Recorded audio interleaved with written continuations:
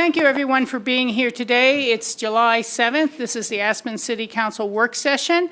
And we do have a small agenda item first before the main event of the Aspen entrance preferred alternative, reevaluation alternatives versus a new environmental impact statement alternative. I will be taking limited public comment because this is an issue of a great deal of public concern. And of course, we've all been discussing it for 30 years or so. I have instructed our staff to put a sign-up sheet in the back. And so if people will sign up if they are planning to make a public comment, you can wait until after the Jacobs presentation if you'd like and then sign up. But I would like to be able to maintain a good sense of order. And I think we may see others arriving to discuss this issue. That's about all, and we will move forward with the first agenda item, which is financial update, and then a look at our city proposed benefits package for 2026. Thank you.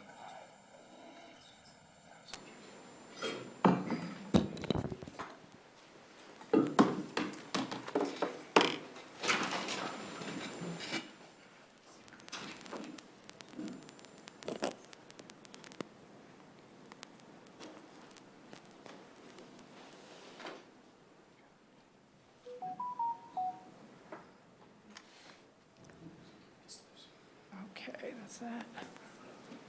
Turn my phones off. You guys can start anytime. All right. Good afternoon, Mayor and Council. For the record, Tyler Sexton, Interim Finance Director. I have with me Matt Grau, Budget Manager. I'm going to start with the financial update and the 2026 budget assumptions. Okay. So for 2025 taxable sales through April, we had a pretty strong 4 months. We're up 7% year to date. As you know, for January, we switched to state collections and made us recategorize some of our NICS codes. Based off what you've previously seen, typically liquor and marijuana would be separated out. Banking, finance, health, and beauty all separate. They're now being collapsed into one unit. So liquor and marijuana as one, and then health, beauty, finance collapsed into miscellaneous. So the top 5 sectors are accommodations, restaurants, clothing, miscellaneous, and construction, and those combined for 80% of our total taxable sales. As you can see, automobiles is down about 77% for this year, but that's just due because we switched from sales tax collection into use tax collection. And so I pulled the main numbers right now, and we're about 227,000 in collections. So if you back into that number, divided by 2.1%, it comes out to about 10.8 million. And then you add that back into the 2.5, comes out to about 13.4 million. So about 19% over last year's number. So trending pretty well. Okay. Let me just say, I'm sure we're all going to have a couple of questions. If we want to just write them down and keep track of them, we'll ask as we go through after the presentation. Sounds good. Sporting goods, you see a decline of about 6%. I looked at the Common Sense Institute of Colorado, and they project for 2024 and 25 around a 6.7% decline in that sector, mostly attributed to inflationary household budgeting, and so we're kind of in line with what we're seeing there. And then utilities also, we're at an 8% decline, but the state's also projecting about a 5.9% decline across that. And a lot of it's just, due to capital needs, higher costs to finance some of these big needs, and then a big pressure to kind of try to stabilize utility rates. Users are kind of pushing back, so you're seeing a lot of people not being so aggressive on some of these things. So again, in line. Luxury goods, that one's down about 54%. The reason for that one is we had a pretty large retailer in the first quarter of 24 report prior year taxable sales, which really skewed the numbers when you're looking at comparisons. But if you look over like the 3-year trend average, we average about 15.3 million. So still pretty strong in that sector as well. And then the last one is construction, up 122%. That's just a very volatile industry. I think due to, moving to state collections, we are getting reports from some of the smaller ones that we would normally see, but also with the increase in construction we're seeing and the increase of construction costs also kind of results in larger taxable sales. So overall, I'd say for the first 4 months, we started off very strong. So looking at the taxable sales by month, through April, we're up 7% over 2024. We do anticipate a slowdown, about 4% from May to June, which would land us about 5% for the year. Compared to the current budget, we're up about 5.9%, which would be about another $1.8 million in tax revenue, or a total of about $32 million in total tax for the community.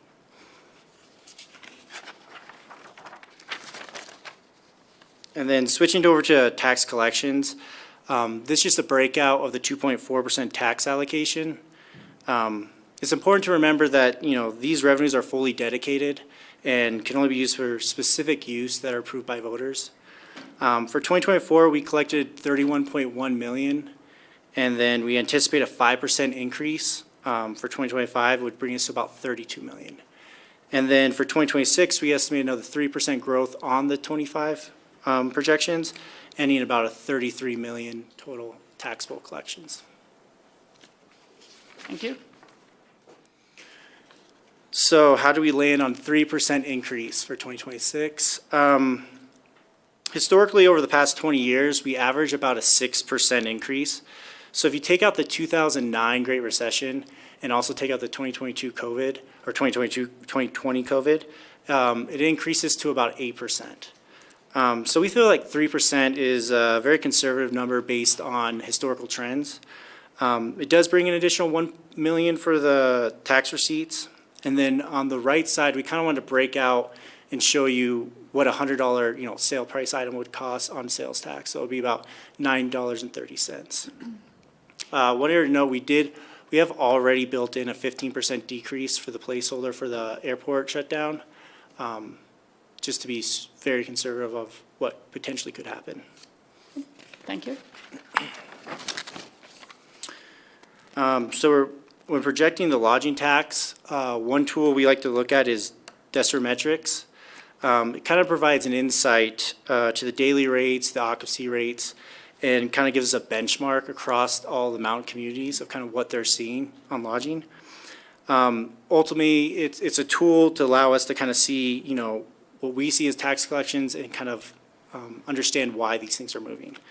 So average daily rates are up 4% over 2024, while occupancy was up 6%, which kind of falls in line and reinforces kind of why we believe a 5% increase for 2025 is realistic. Total STRs are up 3%, while traditional lodging is up 2%. So we're projecting about $141 million in taxable lodging for 2025.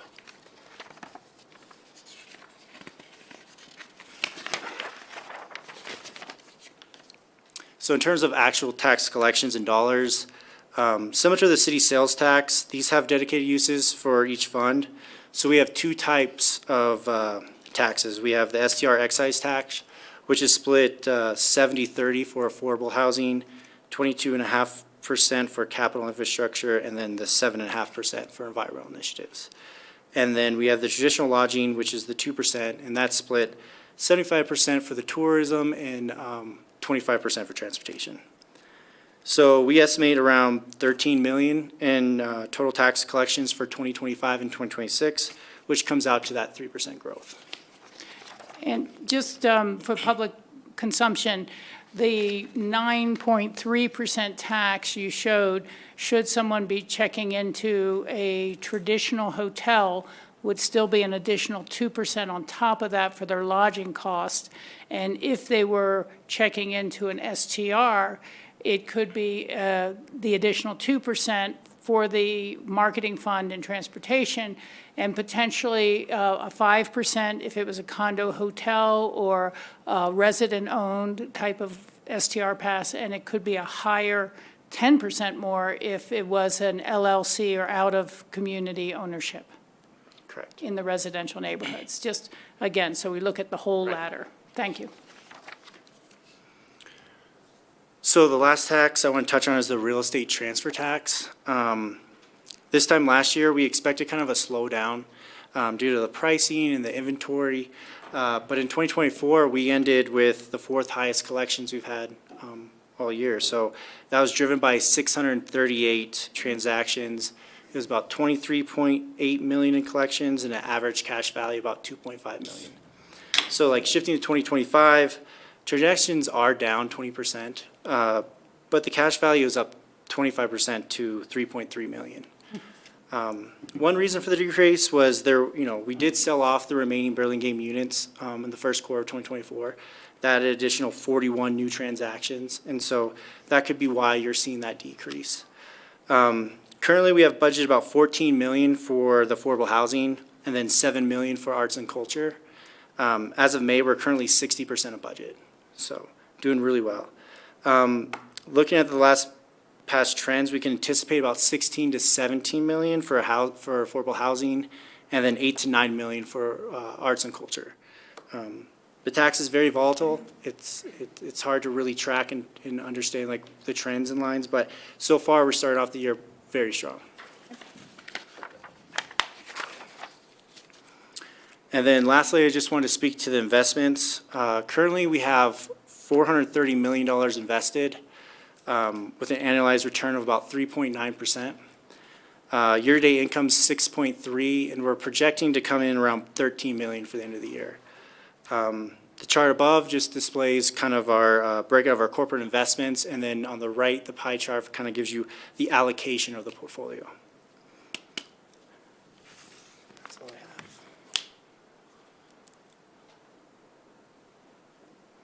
have. Okay, and that's the end of the That's the end. presentation? Thank you very much for that. Hold up one second, Bill. I wanted to ask a few questions myself, and maybe they'll answer one of yours. Do we still verify the shipping of goods that are being exempted from sales tax on a kind of a spot check basis now that the state is doing the collections? Yeah, so when we shifted to state collections, we did kind of give up the auditing capabilities and pressures there. So if the state actually identifies a problem, they bring somebody in and make that a check. Otherwise, that does not happen. Okay, because as we all know, even if you purchase an incredible art piece or a fur coat or ring and have it shipped outside of municipal city limits, you do not charge city sales tax. Any of the sales taxes. So that's why we've always done spot checks to make sure there's not empty FedEx packages going out to other communities. So, okay, that answers that question. The second is on the corporate investments. Why not invest in ETFs, exchange traded funds, for specific industries as opposed to picking our own basket of individual companies to hold? So there are certain regulations, and you have to look at our resolution and our policy in terms of what we can and can't invest in. So we currently follow state statute on our investment allowances. I don't believe that is a particular option that we can select. There are limitations on how many corporates you can hold. It can be no more than 30% of your total portfolio. Okay. We do have a lot of diversification, as you can see in the pie chart, about not just having certain corporates and not being too heavy in any one. We certainly look at, say, how are we going to invest in these different options. So we are mindful of that. We do have an investment manager that helps with, advisor, at Wells Fargo that helps with trades as well. So we feel well supported in that area. Okay. Very diverse. I appreciate the response. I just really wanted to know and let the public know why. Then I see the 54% decline in luxury goods from the original chart, and the ACRA report, their contracted marketing report that was in one of our information-only memos not long ago showed a real softening of international trade and reservations across the West, and kind of no real momentum for any price before, much more use of lower and moderate income hotel choices recently. And so I'm just kind of wondering if that conflicts with our potential projections for next year. Although mentioning it briefly to Pete, he wanted to remind us of the healthy reserves that we have across all these funds. There could always be a downturn, whether it's a bad snow year, something like that, that upsets projections, and we are prepared for that. Is that accurate statement? Yes, so we have the 12.5% reserve on all uses across most of the funds, especially in the sales tax funds, which is your parks and open space, arts and culture, Kids First, and transportation. Okay. I just wanted to kind of put that out there, that as much as we're projecting everything going on Right. in good ways, we are prepared should they not be. Yeah, and yeah, we actually are holding fund balances well above the 12.5% minimum in those cases. In some cases, substantially more, obviously, in some of those funds. And yes, we do have some uses in some of those funds, like the Affordable Housing Fund. Yeah, we got plans. But I do think that we're sitting in a position where we have a lot of reserves to be able to weather some storms, yeah. Okay, and the 12.5, is that the Tabor number? No, the Tabor number is only 3%. We've just kept a higher. We've for- had a policy at 12.5% on a lot of our funds. We do have a couple of funds that are at 25%, and we actually have one fund at 100%. Very good, very good. Okay, other council members, questions? Bill? Yeah, sort of piggybacking on one of your observations, Rachel, about the luxury goods and restaurants, I think was another one that stuck out to me as a high variation as compared to prior. I don't think I've ever seen that kind of variation in any of our prior reports. So are we confident in that? Do we think there's something? I don't believe that we're seeing that kind of variation purely because of economic circumstances. When we switched to the state collections, it wasn't like a one-for-one match. So when historically, like I said, we would assign the businesses where we thought they were accordingly. So when we redid it all, we reassigned based off the state's collections, and that's how they map it. So there is some volatility in these first 4 months, trying to figure out exactly how they're a one-for-one map. But yeah, But it's a hard, restaurants is a bizarre one. So like It's quite large. You're not categorizing a restaurant as Right. the state's not categorizing a restaurant as something different than you did. Is that a fair? I was fair going to say, would they throw Locals Corner in maybe for the sales? I don't know. Yeah, there's definitely some volatility. Luxury goods doesn't surprise me, just to be truthful. You have one sale that can really upset the apple cart in that type of business or part of the economy. Restaurants is definitely one that should be a bit more stable. We have seen movement of 8 to 10%, no problem. Yeah, I wouldn't have made that comment. For sure. And I do think some of our price escalation has certainly helped that, not just visitation. We did have a little bit of some new restaurants opening, like the Corner Bakery over there and some other places. So there is some volatility from new players coming into the market as well. All right, I guess I just, as a follow-up, ask you to keep an eye on it, see if something has gone awry there, because in my time here, I've never seen that kind of variability before. Thanks. Yeah. Okay. Any other questions from the board? John? I guess I just wanted some clarity on the clothing. $70 million worth of clothing seems like a lot of clothing. Is that, and I'm just assuming that's all clothing, including sporting goods, clothing, and cowboy boots at Kimosabi, cowboy hats, all that stuff? So likely Kimosabi would be included in that number. Maybe the sporting goods, it depends on the store. So if it was at the Ute, they might categorize differently under sporting goods versus under the clothing company. Because it basically, you have one industry code per location. Understood. So there's some overlap. Yeah. Yeah. Well, maybe we can get a little more clarity from the state as we've moved to this collection with them, and they can tell us how they're categorizing some of the people, if they will. Yeah, I think as time goes on and we have more data to map against, that'll give us more, evenly distributed trends from the prior years. It's just this big change in the new year, there's a lot of factors. Very nice. Thank you. Christine, do you have any? My only thought, at the hesitation of adding more to our schedule or overburdening staff, the parks and open space sales tax collection, it's more than the other four combined. It would be nice to just get an update from Parks and Open Space about how, maybe it's even an information update, how that's being used, where it's going, as we're considering other ballot initiatives and tax issues this fall. Yeah, thank you.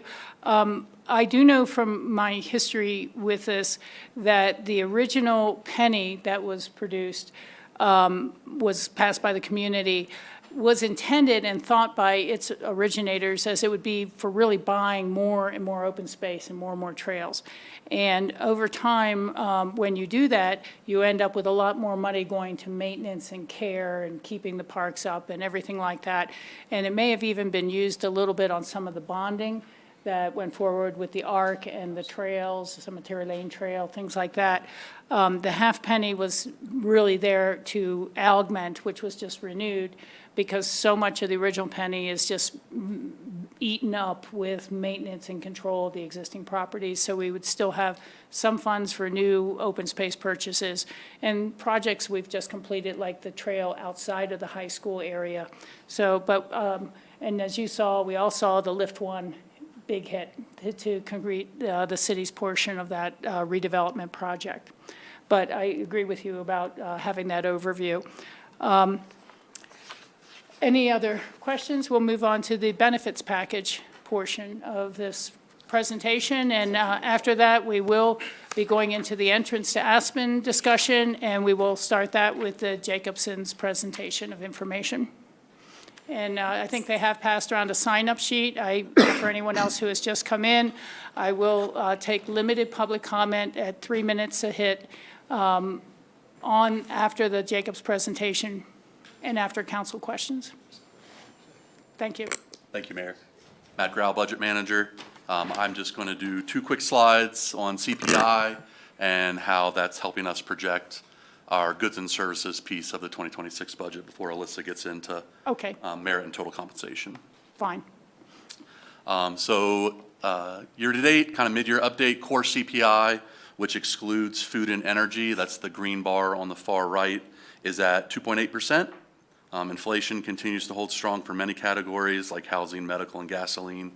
Overall CPI, which is our red bar, the first bar, is really driven by that decrease in energy costs. So that's why we sometimes focus on core CPI a little more than the overall number due to volatility.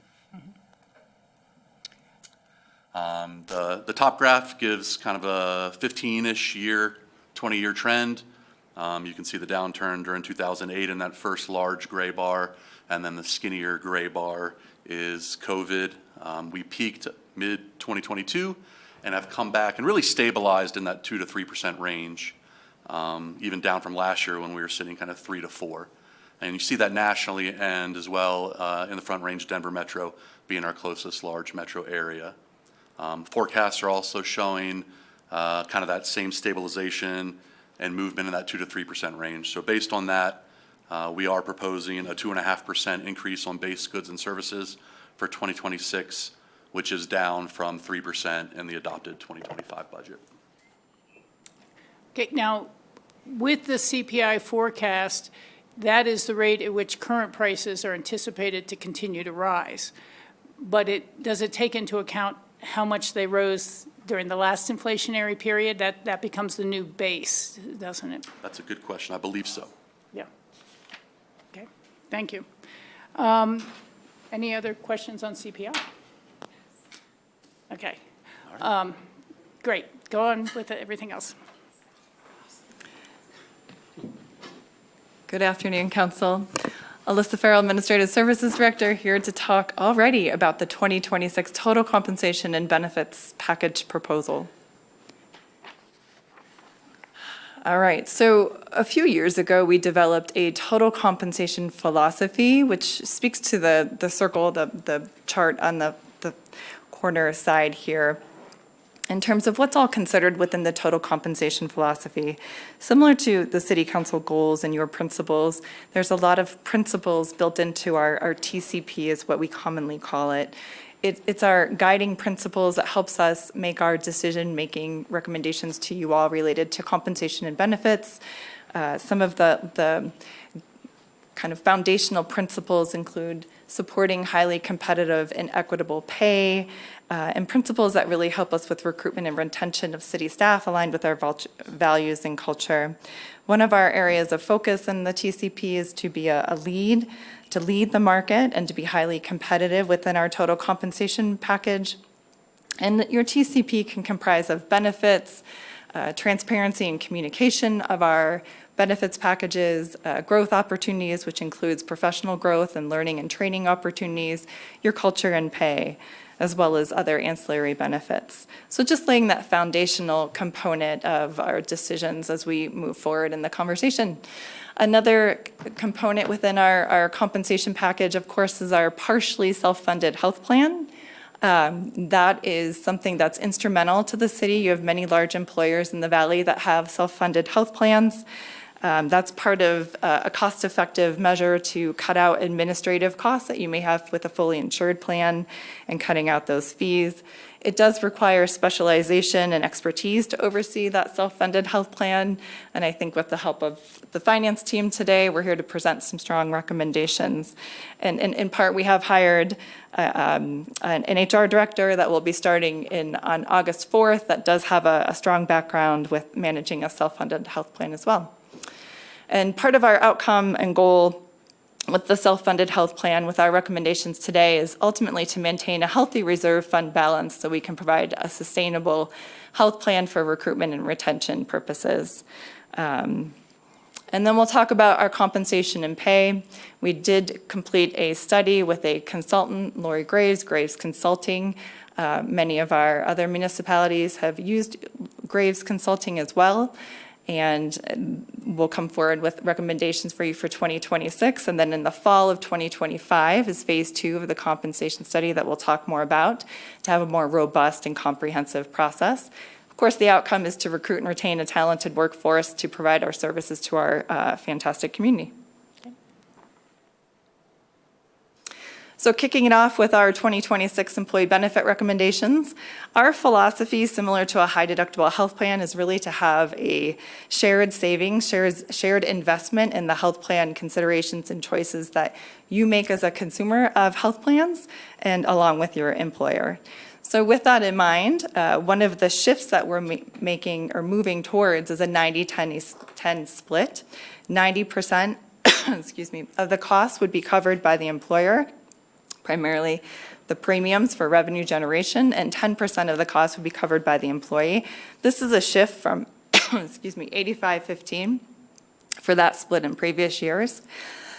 A win that we have this year for 2026 is that there's no major health plan changes, no increase in deductibles or out-of-pocket maximums as examples.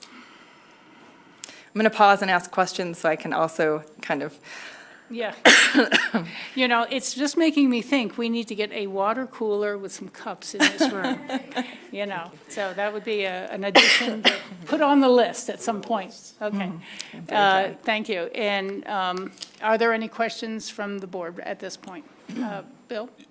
Thank you. Do we anticipate a big cost increase to move to the 90-10 split versus 85-15?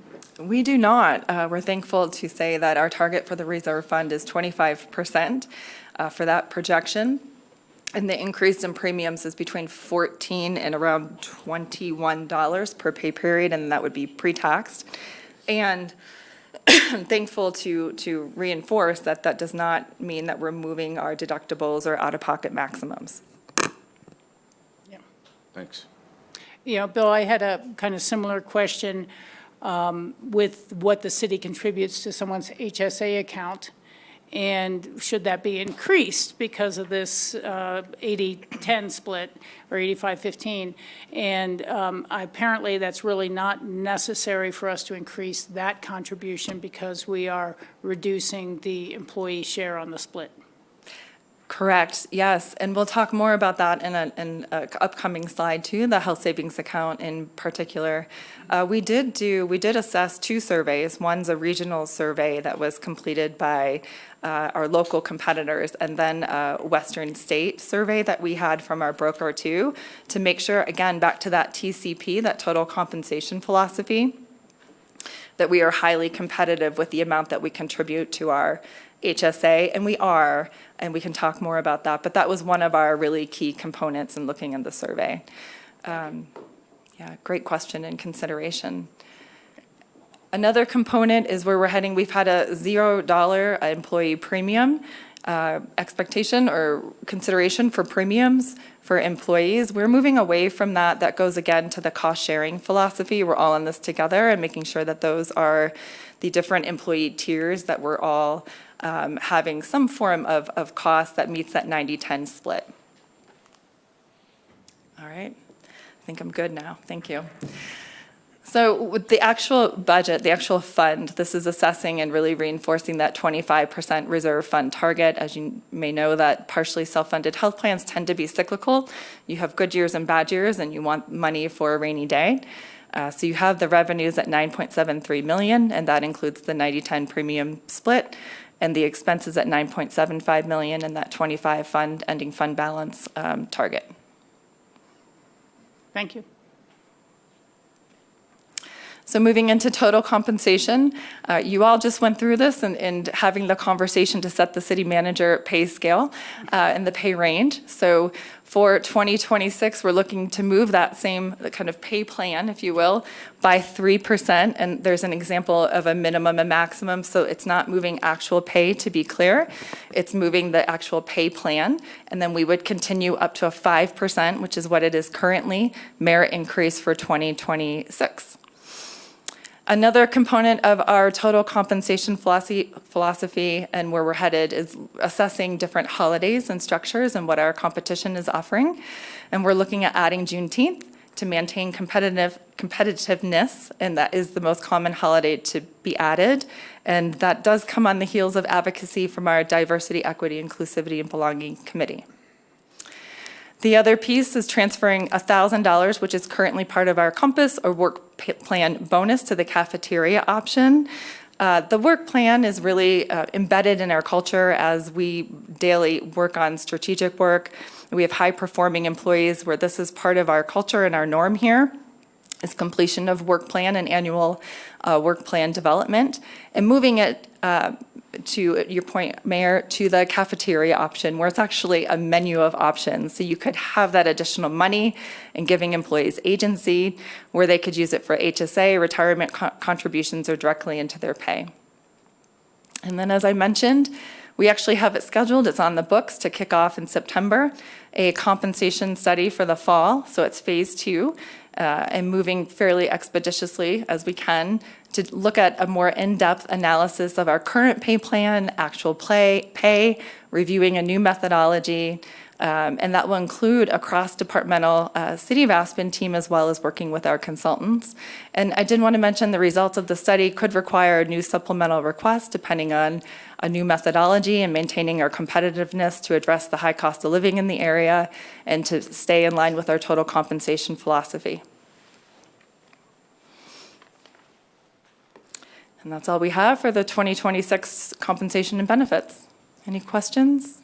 Well, I just mentioned the previous council had started to look at whether there should be some sort of housing supplement or dividend or something to assist with employee retention, and we backed off on that to give it a little more time and a little more structure. So that is something we might entertain and discuss as a board again later. There's nothing on the table right now per se.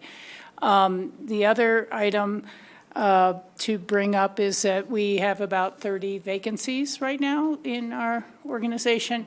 And so the idea of retaining employees is critically important to our service delivery. We know that other nearby governments often try to steal some of our best, and we want to make sure everyone stays happy here who's performing well. Other questions from any board members on this item? Bill? Yes, thanks. Two things. Last we looked at the merit bonuses, and I'm certain I'm going to get this number wrong, but it was something like low 90% of employees got merit bonuses, the full merit bonus. Maybe it was high 80s. We don't Something get like the that. full merit bonus. We have a tight consolidation around a particular kind of scoring. So it's, do you remember? Up to 5% with an average of around 4.8 for merit pay? There you go. Is that what you're referring to? Yes. Correlated to the score on a performance evaluation? So does that mean, on average, each employee got 4.8% Correct. merit bonus? Yeah, that's not merit pay to me. And I don't think we're doing anyone any favors, the organization or the employees who are really working hard, structuring it that way. I would ask you to go back and restructure this program entirely, and it should be that, in my mind, I don't see how more than half of the employees are getting the full merit bonus. And maybe it should be more than 5% for the people that are really exceeding expectations. I don't think that this is a merit bonus structure at all. I don't think it's structured right. I'd really like us to look at that different, to incentivize exceptional performance. So Well, go ahead. I think that what we should do is have you give us a memo on that and how the whole program works, rather than try to discuss it and debate it here to answer all of our questions. Bill's brought up a concern. We could just address it at a future meeting. May I add a 2-minute Please. response? Because Yes. I actually tend to agree with you. And I think our interim city manager and I have had that same conversation, frankly. And this is looking at merit pay, it's more or less a cost of living increase and adjustment at this point. With the guidance of a new HR director beginning in August, that is scheduled to be assessed and looked at for 2026. We need a new human resource information system, a new HRIS system first in place. To make that happen. And then, yes, we agree with you, and we will be assessing our performance management process and system and scoring, all the things that you just said, for 2027. Wonderful, thanks. And to be clear, I don't think it makes any sense that a merit bonus program is used as a cost of living adjustment. Understood. It's Supplement. sequencing and timing the next steps. Got it. The second thing I'd like you to look at is, I'm sorry, I'm going to forget the name of your program, but the banked time, the banked hours. The paid time off, PTO, Credit time? credit time. Credit time. Okay. That has never made a lot of sense to me. We've had some discussions with the last council about that. I don't know, I don't have a solution to propose. I don't have criticisms of it, but I'm just not sure that it's serving the organization as well as it should be. So I'd like you to look at that and see if there's an alternative to that, particularly with the new HR director. Yes, and we did make a policy change beginning January 1st, where the amount an employee who is exempt, salaried, could use credit time for that year. So it's been significantly reduced. Thank you. We'll get an update on that then, too. Very good questions, Bill. Thanks. Any other additional comments? There is one thing I forgot to mention I wanted to ask for the major budget, and it doesn't have to be answered now, but I'd love to see us take a look at what would the shift in the 0.45 cent housing daycare tax be if we went to 80% for childcare and reduce the housing. I had always thought it was 80-20, and reading the memo, it was 75-25. I'd love to see if, I know it's a small difference for both, but we do have major housing plans, and it would assist a little bit with childcare needs. So I'd love to look at that when we get into the real budget process going forward. And I'd like to see us use a smaller typeface so we can title it as early childhood education and not childcare in the future. Thank you. That seems to be this whole issue. We will now move into the main body of our work session, which is the entrance to Aspen and the presentation with the Jacobs Engineering Group. I'm going to suggest that we take a 4-5-minute break while they set up, and then we'll be there. We have passed around a sign-up sheet. If anyone has not yet signed up who would like to comment, they can do so. We'll just leave that on the back table through the Jacobs presentation and then pull it back up here to start calling on people.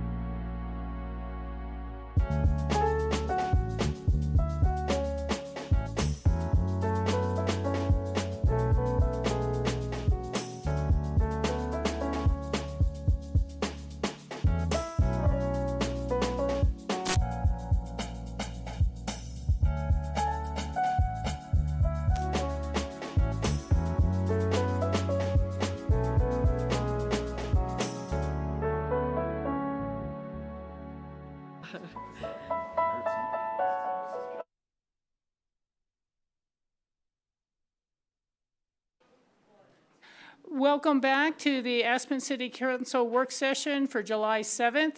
It is on the State Highway 82 Aspen West Transportation Needs Study. Also considered the entrance to Aspen and the discussion of the relative merits of a reevaluation of the preferred alternative versus entering into a new EIS. And we have with us our city staff and the professional engineers who've been working on this project for a little over 2 years. And if you would like to introduce yourselves and take it away, thank you. Great. Good evening, Mayor, members of council. With me this evening are Jim Clark and Doug Strimmel. I will note that Carly McGowan and Lynn Rumba are not here with us today, but they're, of course, part of the project team.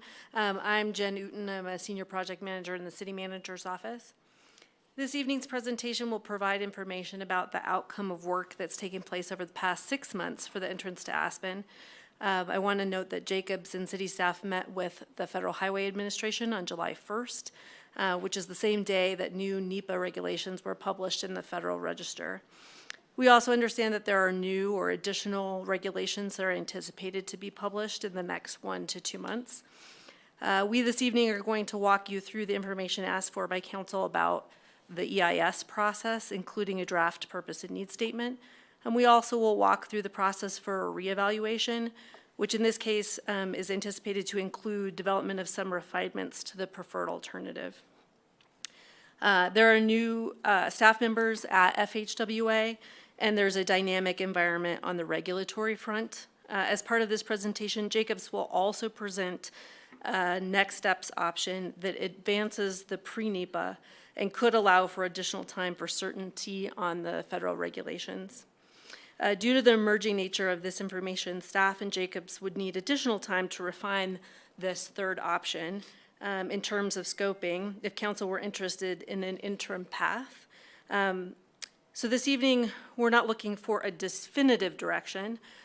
Staff, of course, would be open to that, and we'd be happy to come back at another work session to provide additional information, or as an action item or a couple of action items on an upcoming city council meeting. And with that, I'm going to hand this over to Jim and to Doug. Okay. Thank you, Jim. Thank you, Jen. Thanks, Jen. Purpose of tonight's presentation is to present information to support and assist council decision-making, including an update on public input that we've received, a draft purpose and need statement, as well as draft community goals, merits and limitations of a new EIS versus or opposed to a reevaluation of the ETA preferred alternative. We'll present different features of the process, scope, and costs, as well as pros and cons of both. And as Jen mentioned, we'll touch on a potential third or other option. Okay. Try to make sure that microphone's really close up. You have kind of a quiet voice. Okay. Thank you.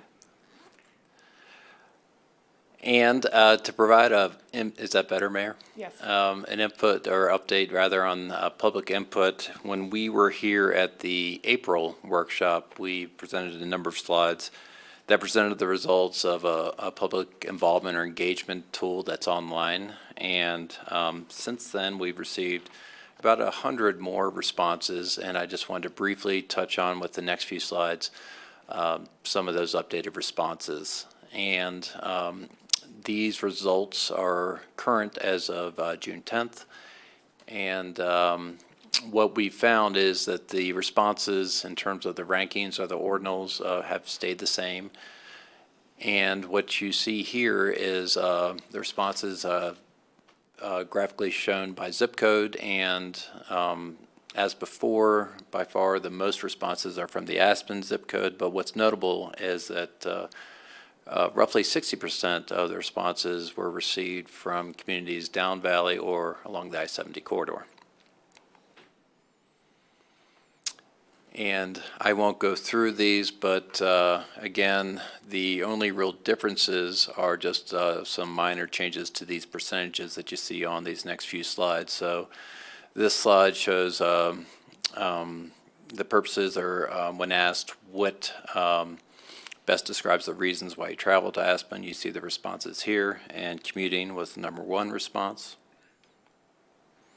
terms of mode of travel, those responses are similar to what we presented in April with SUV or SOV rather, single occupant vehicle usage being the highest.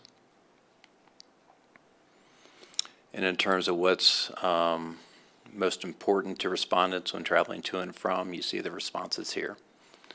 So we, on a whole, are seeing consistency in the responses as they continue to come in.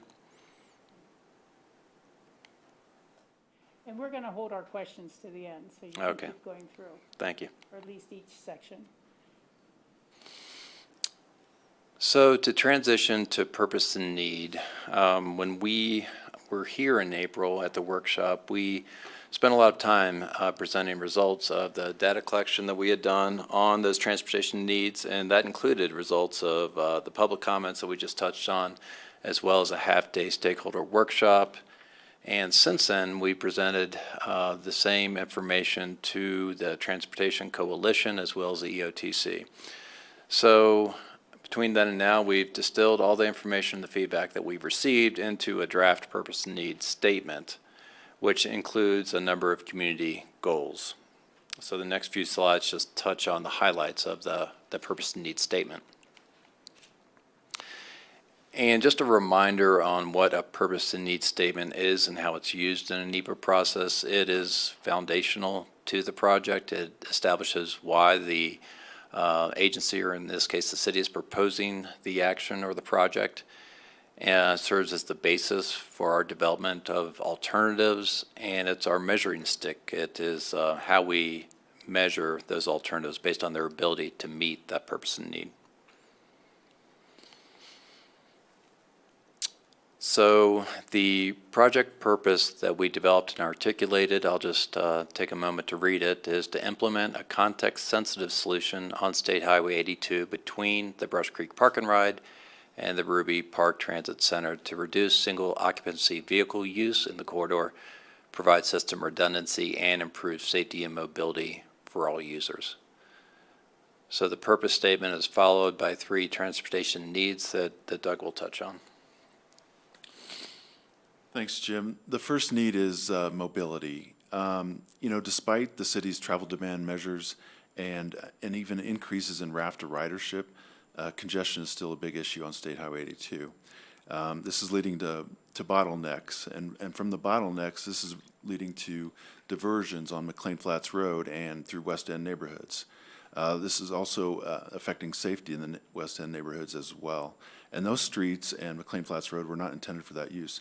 There's also a lack of bike and pedestrian connectivity that could use some gaps filled as well. The next need was emergency response and evacuation. So congestion is impairing emergency response. Basically, peak period travel delays impede emergency response and access. And State Highway 82 is the primary transportation route for drivers in and out of Aspen, and the city is bounded by mountains on the north, south, and east, and you have Castle Creek on the west. So evacuation is very important for this primary route. There's a lack of egress and redundant evacuation routes, and even modeling by the city has indicated there would be lengthy evacuation times if we need to get out of town. The third need, a very important one, is safety. Basically, crashes are increasing as you get into town. They're at a higher frequency than expected rates for similar type highway facilities. And this is not only true for just the segments of Highway 82, but also at the intersections of State Highway 82, and they do get worse as you get into town. So congestion or backups is the primary cause of some of the crashes.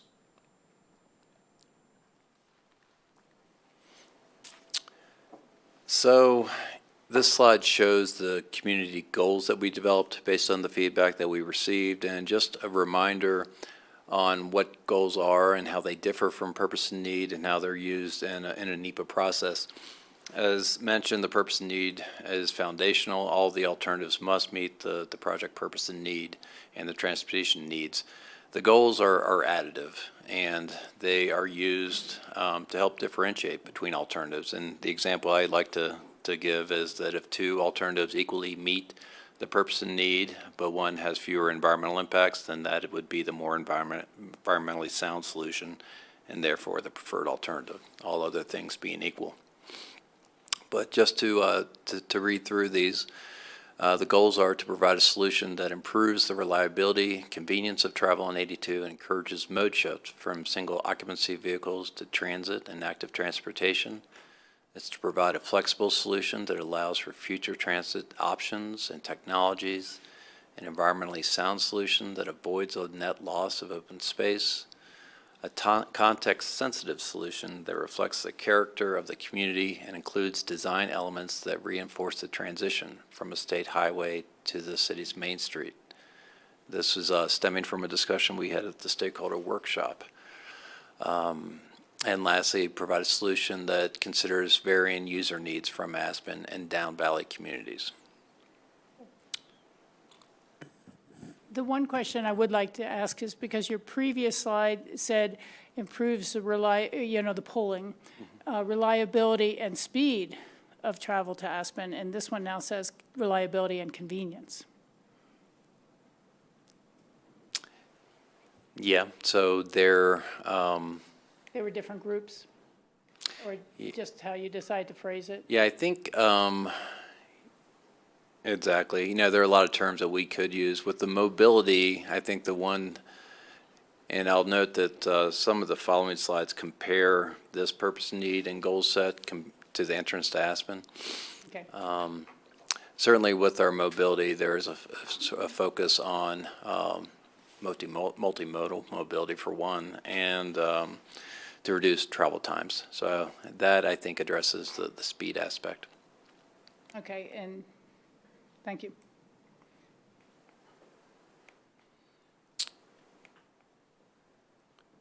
So as mentioned, we thought council would be interested in this comparison, albeit rough. So the next few tables compare, in this case, the purpose statement from the entrance to Aspen to what I just went through with the new purpose statement for the West Aspen study. And just to touch on some of the, and some, I think you see a lot of similarities. I'll just touch on. And what does the acronym WATS stand for Sorry. again? That's the West Aspen Transportation Study. Okay. So entrance to Aspen purpose statement was to develop and evaluate potential solutions that improve transportation and safety within the project corridor. We're also proposing a solution, but we note a context-sensitive solution between Brush Creek and Ruby Park. We do feature reducing single-occupant vehicle use. That's a theme that we've heard from the public and the stakeholders. We have added a need to provide system redundancy and improve safety and mobility for all users. We use mobility as opposed to a focus on transportation capacity, and I'll note this right here as we compare needs between the two.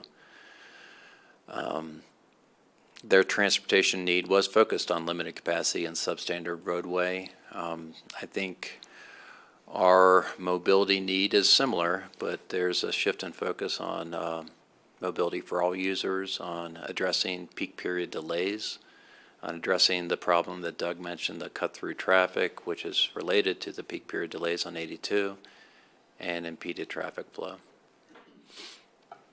I think the safety needs are the same or very similar, and we have elevated, if you will, the emergency response and evacuation need. And the entrance to Aspen study, it was one of the 10 community goals. I'll show that on the next slide. We felt with the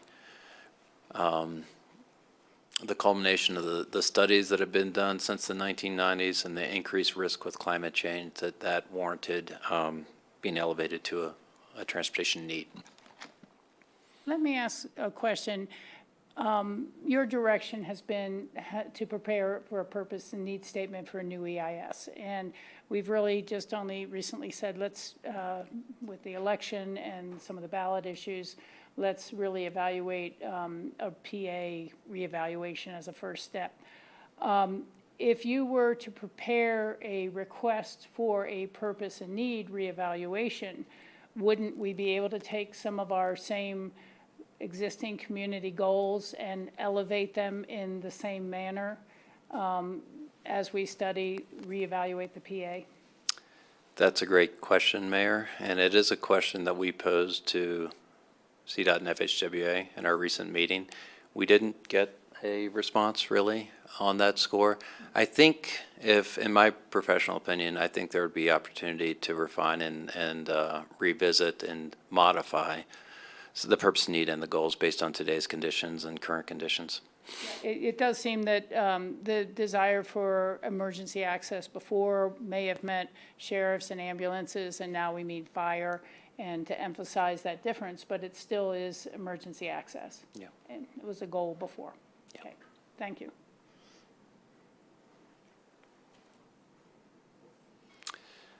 So the 10 community goals for the entrance to Aspen have been much talked about during the study and after, and they're shown there in the left-hand column.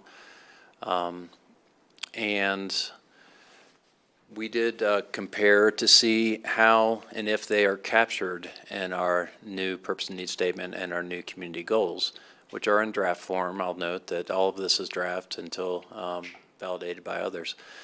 But and to help with this, we categorize some of these. 3 goals relate to goals including community-based planning, livable communities, and community acceptability.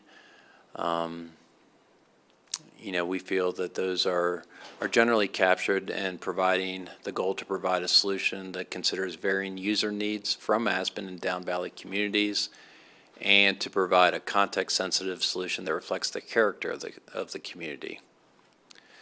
The transportation capacity to meet future travel demand, we feel, is captured by the mobility need. Safety, as mentioned, is the same and hasn't really changed. There was a community goal to provide emergency access, which is well reflected in our purpose and need statement. A call for an environmentally sound alternative with the entrance to Aspen. We have essentially the same goal. There was a goal to provide at that time a solution that meets Clean Air Act requirements, and we opted not to include that for 2 main reasons. Number one, at that time, and many of you know this, the Aspen community was considered what's called non-attainment for air quality standards. It's now attaining those standards. And secondly, any solution that we identify would be required to meet Clean Air Act requirements. That's just a compliance issue. And 2 items we did not include was goals to provide a solution that's reasonably that's financially reasonable, that meets financial limitations, and with a nod to phasing. The phasing, we believe, relates really to the phasing of the bus prior to the long-term light rail solution. And the financial limitations is not something we included as a goal. We didn't really hear that in the feedback, but that is a common goal, just to provide some restraints on some of the more costly alternatives.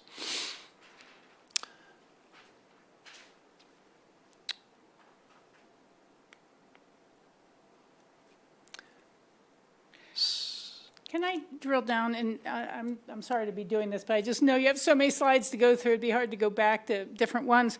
But you keep stressing the word mobility. Would it be something that we should avoid the word transit with the new Federal Highway Administration, or that we would like this to be transit dominant for controlling congestion and those sort of neighborhood impacts we're all feeling? Well, I would say that there's some art in how we word these, and, providing expanded capacity is not something we often see in NEPA documents. It's not something that CDOT really promotes very much. I think mobility is just a broader term, and I think it probably does a better job of capturing the multimodal aspect of that. Transit is, what we try to do with these purpose and need statements is to hold off on the alternatives or the solutions. We describe what that solution should feature, but we try not to provide the solution. And transit arguably would be a solution to meet the purpose and need and goals. So we don't directly call for transit. I'm not sure, does that address your question, Mayor? Well, no, again, and I realize this is just some of your preliminary work, but it doesn't talk about reducing congestion in the downtown, reducing SOV traffic, which have been finding ways to increase transportation demand management measures, which seem to be what I'm hearing at the 21st Century Transportation Committee, and has always been the driving purposes behind the original EIS. And so I want to make sure we're not changing the language in such a way that we abandon those community goals of reducing single occupant vehicle traffic, which is 55% or more from your study of the cars coming into town, single drivers. Yeah, I've pulled up a slide that shows the purpose statement, and which does call for reducing single occupancy vehicle use. Okay. So it is captured in there. It's captured there. Yeah, and you're absolutely right. That is what we are hearing from the Transportation Coalition. That's what we heard from the public as well. So we didn't want to miss that, and we wanted to make sure it was featured prominently in the purpose and need statement. Thank you for going back. You're welcome.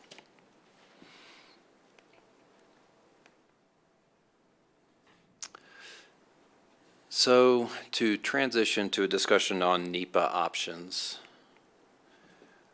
To tee up this discussion, we thought it would be good to provide a reminder on items that influenced, partly why we're having this discussion about NEPA options. In September of last year, the city received a response letter from CDOT and FHWA. The letter was in response to a number of questions that city staff posed. And when asked about what sort of NEPA processing option would be required for the question referred to the 3-lane shifted or split shot alternatives, the response that the city received was that would require a new EIS.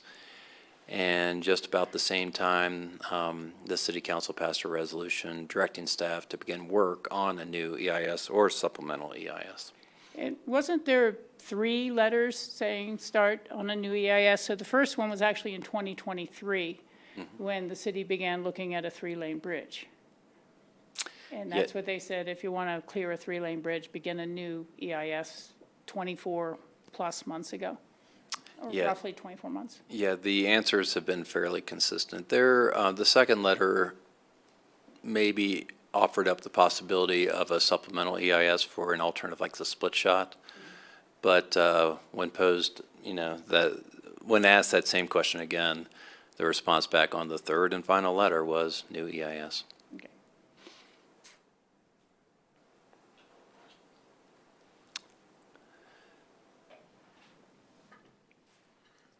So with any future NEPA process, we thought it would be good to mention that CDOT has recommended, and we as a study team agree that it would behoove us to engage in a really collaborative, context-sensitive solutions or CSS process. And this figure shows the CDOT 6-step process.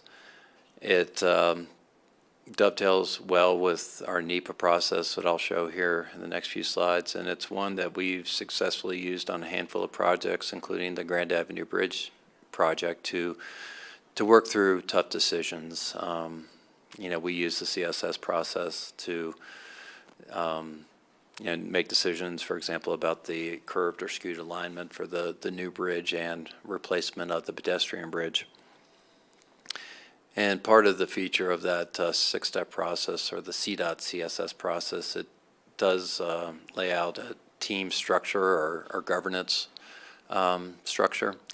And council has seen this slide before, but just to touch on some of the various groups or teams, the city would be part of the project management team, amongst others, and would work closely with a project leadership team or a PLT that would be comprised of community representatives, and that would be a multidisciplinary team.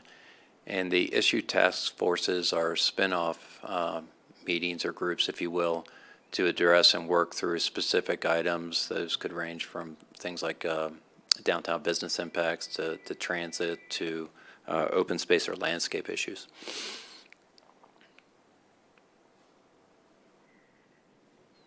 Again, forgive us for showing this slide again, but we presented it last year, and I show it again just to show two of the different NEPA process options that we're focusing on tonight. And I'll direct you to the second column, the one to call for modifying the PA with changes resulting in no new significant impacts and a reevaluation. And to the right side of the figure, the last two columns, if you will, study of a new alternative or one that wasn't studied in detail during the prior EIS would call for a new EIS record of decision.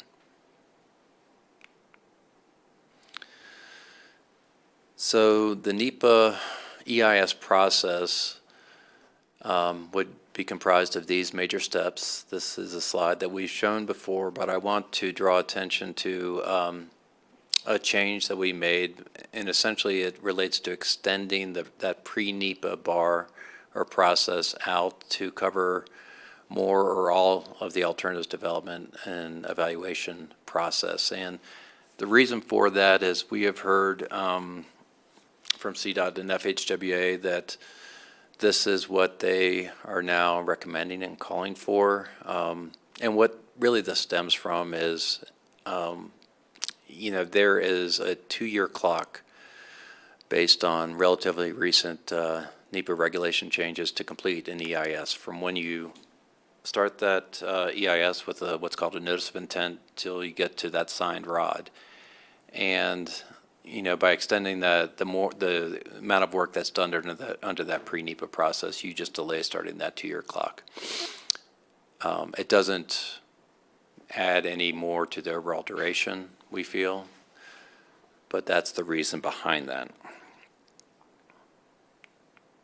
And just to drill down a little bit further into those pre-NEPA steps, if council authorizes and decides to pursue a new EIS, after getting CDOT and FHWA concurrence on that, we would do some project planning. We'd go through a project scoping process. Items such as the purpose and need that we just talked about would be vetted with the public and agencies. Then we would work to finalize that purpose and need. Then we would start the alternatives process. And again, at some point or at the end of that alternatives process, perhaps when we identify a preferred alternative, we would actually start that 2-year clock for the EIS. And so all these are pre-NEPA steps That's that you're correct. showing here. So all the alternatives that would be studied in the EIS would be submitted then? Or once we've actually formally started an EIS, people could continue to submit alternatives to be looked at? So once we would hold folks off on the alternatives process until we get through the scoping, because but once we start that process, we would open up to public comment and agency comment what that reasonable range of alternatives should be. And at that point, we'll get a lot of suggestions. We're already getting them now. And we'd start that alternatives process. And I think this addresses your question, hopefully, Mayor. But once we got through that process and arrived at a preferred alternative, that would essentially end the alternatives process. We'll still get comments after that about and different ideas for solutions. And what we tend to do is we'll run that through the screening process to make sure we haven't overlooked something. I'm just getting a little confused because your second blurb says that the second step is CDOT and FHWA authorize the new EIS and they review the purpose and need, but it's not till 2 blocks later where the purpose and need review and the purpose and need is finalized. So the purpose and need we submit could be changed by Federal Highway Administration. They could say, we're not going to fulfill these 2 purposes and needs. We're going to focus on these purposes and needs. Yep. They could pick and pan from a new document as opposed to a PA reevaluation where it's kind of set. Yeah, that's exactly right. Okay. And that's the way this process will go. They need to agree to every step of the process and every major deliverable, if you will. Okay, so they really will have the control over what the purpose and need that they eventually see for State Highway 82 and our entrance. And the other question that kind of goes along with that is, this is the timeline that you think would be the first year of the 3-year estimate on the EIS process. Yet, last EIS, there were over 40 different scenarios proposed to be analyzed, including using the Rio Grande Trail and a tunnel into Aspen. And now we have concepts of aerial tramways connecting all 4 mountains or other things. Could that real evaluation all be done in 1 year when you get all the submitted potential new ideas that people want to look at? It's a great question, and it will be a challenge. And yeah, we're aware that there were 43 different alternatives, I think, looked at for the EIS, and for the South Bridge project, there were about 34 or maybe even 40, if I remember. You know, our approach in working with CDOT and FHWA would be to what's often referred to as to legitimately limit that range of reasonable alternatives. So what that means is we wouldn't evaluate an alternative that isn't reasonable. And by definition, if it doesn't meet the purpose and need, it's not reasonable. So there are some alternatives that just could legitimately and reasonably be limited early on. outright. But it is possible that that 1 year pre-NEPA work could grow to longer than 1 year pre-NEPA work to be ready to actually start the EIS. Yes. Okay, thank you.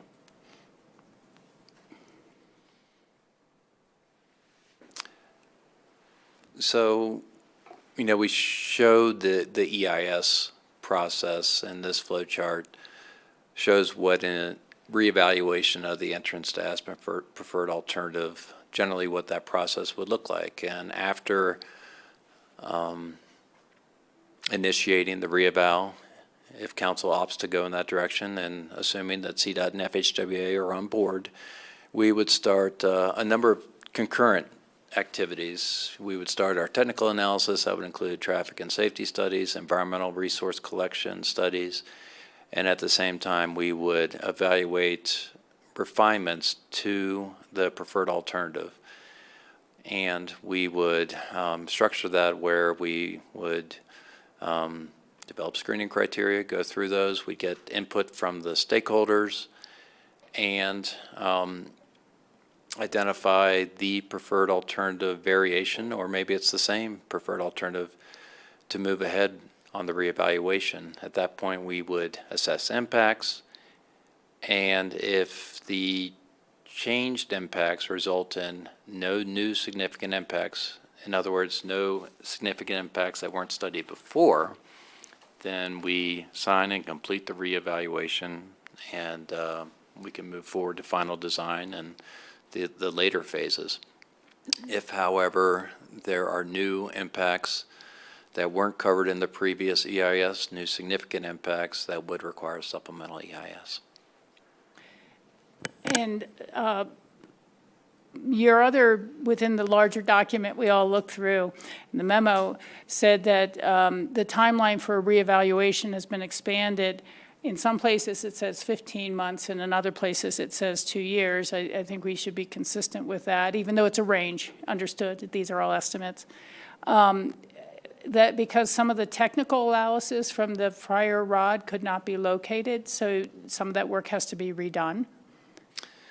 Yeah, to be clear, our estimate for the duration for a reevaluation is 15 months. The 2 years was a typo. Okay, thank you. And, previously, we were estimating a year, and the big difference between the reason we're now saying 15 months, that additional 3 months, is to evaluate the design refinements. When we were assuming a year prior to this, we were just assuming that we'd reevaluate the PA as it's presented in the ROD.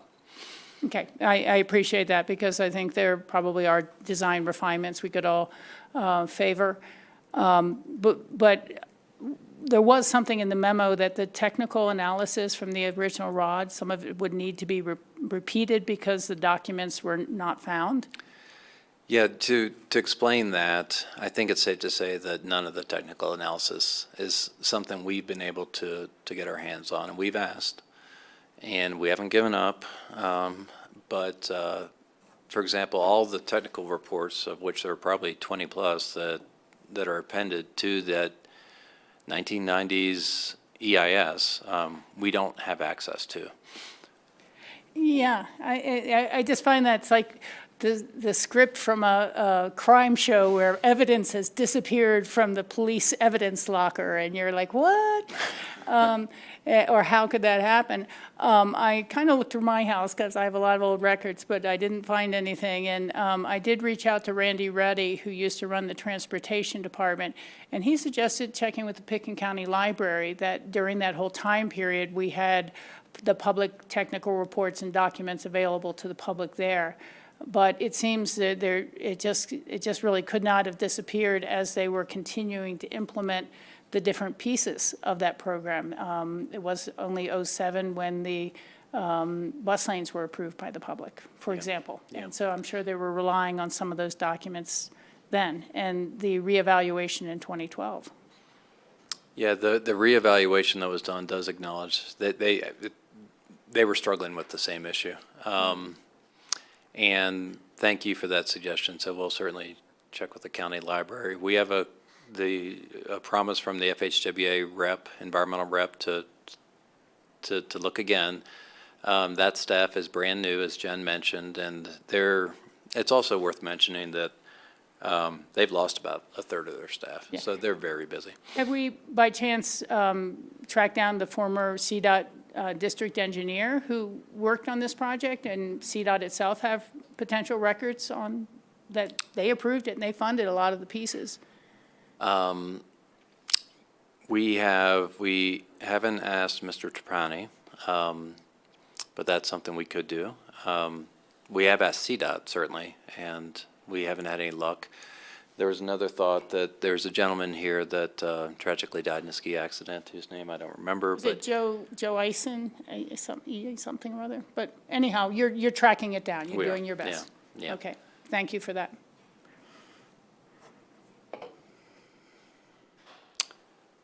So with the reevaluation, baked into the EIS ROD are a number of prior commitments, agreements, and mitigation, and we thought those warrant mentioning, and probably the largest of which is the land swap that was done. The city provided 2 CDOT transportation easement across the Merle Thomas open space in exchange for land out at the Mills Ranch. There were also easements for Marine Creek Bridge associated with that land swap. And, with that easement, there was always the question about whether or not bus usage on that easement would require a vote from city voters, and referendum to clarify that issue. Before there was some mitigation done for wetlands, we'd have to dig in to see whether that was pre-mitigation, if you will, that we'd be able to take credit for. It's notable that CDOT committed in the ROD and the MOU attached to the ROD to maintain the existing Castle Creek Bridge for a time of 20 years after a new bridge across the Castle Creek is built. And as we all know, the ROD includes a fairly extensive transportation management program that Jen's going to touch on. The preferred alternative includes a transportation demand management program, as Jim just mentioned. The city voluntarily implemented programs to keep traffic levels below the 1993 levels. These include paid parking, information programs, and increased transit service. And there's a memo or an attachment in your packet that provides additional information, kind of a whole-scale look at this. The transportation demand management includes the managed bus-only lane, which is part of the it's part of the bus-only lane component of the preferred alternative that's described in the record of decision. So this lane gives a time advantage to bus ridership. And as I mentioned, a full description of all that TDM is included in the packet. And I think I had asked you, and you sent me the number, but I don't have the email pulled up, Jen. How much approximately does the city of Aspen spend on alternative transportation mobility when we include the in-town free routes, the downtowner, the bike share, and everything else? Lynn provided the answer that I included in the email that I sent to you earlier today. So it's about $12 million, the bulk of which is related to the transit service, to providing transit. Yeah, and I had asked for the RAFTA budget from Kurt, but never really got it today. So that's probably an annual budget. And of course, they serve far other communities, but a lot of our workforce, over 10 million more, going towards this already. Thank you. Thanks, Jen. So I'm going to pivot over to the cost estimates. So within your packets, you received the scopes of work for both the new EIS and the reevaluation, and they were quite lengthy scopes of work. Our costs maybe could be considered higher than typical, but then again, what is typical when it comes to an EIS and a reevaluation? I think each situation could be unique for each different project, and it's going to be unique for this project as well. Some of our previous estimates, I would say, were more guesstimates, but when we put pen to paper to figure out work hours, and Jim went through all the defined scopes, or the scope elements of each one, it just adds up. So some of those extra costs are probably related to extensive communications throughout the duration of the projects, the heavy stakeholder and public involvement during each project. While the EIS is 36 months, the reeval is only 15 months, so it's a little less there, but it's still heavy involvement during that time, especially if we're looking at modifications. The reevaluation, we mentioned the lack of prior data and information. Just, you got to validate the data, and if it's not there, you got to recreate the data. Mm-hmm. Expanded project boundaries, so we are going from Brush Creek, and that was the direction from council, to the Ruby Park Transit Center. The new EIS also is focusing on starting with a broad range of alternatives for that evaluation. And then the reevaluation, with the study of the design options, which we mentioned, or the modifications. There's also some additional services that we have in there to monitor and prepare for grant support if that pops up. That'll be an important part of the funding component. And then, obviously, a new EIS is a multi-year process. Let me ask one other question. I think it bleeds in here best than other places. Currently, Pitkin County is pursuing a grant to make improvements to one of the intersections on Highway 82 at Smith Hill Way, and that was part of the Basalt to Buttermilk EIS. But they're not having to reopen a ROD or reopen a supplemental EIS to try to change that intersection. Would it be possible during a reevaluation of the preferred alternative for the city, working with others, to look at other pinch points and potentially suggest solutions outside of the boundaries of the 98 PA to improve, whether it's the lighting at the Airport Business Center or any other thing. Could we proceed with Yes. trying to improve those as well without it being within a new EIS? Yes, you could look at those modifications. It'd probably be just a categorical exclusion that would be needed to get that done. And then that element that was improved could fold into what's going to be called our no-build alternative. Okay. So it's still an improvement in the vicinity, but it's not part of our improvement. Right. Okay, it's separate. I Thank think CDOT, what they look at is whether that improvement, that spot improvement would run counter or to the Overall the system. proposed action that's in the record of decision that is part of the future State Highway 82. And if it doesn't, then it could be done, as Doug mentioned, either with probably a CADX, or in some cases, it could be done through a reeval too. Okay, thank you for that, because of course, the Basalt to Buttermilk and Buttermilk to Aspen were meant to connect and work together, and it just seems this would be creating a new EIS with a new boundary that exceeded the old, as opposed to maintaining the two, but making corrections where they seem viable to the pinch points that you've identified.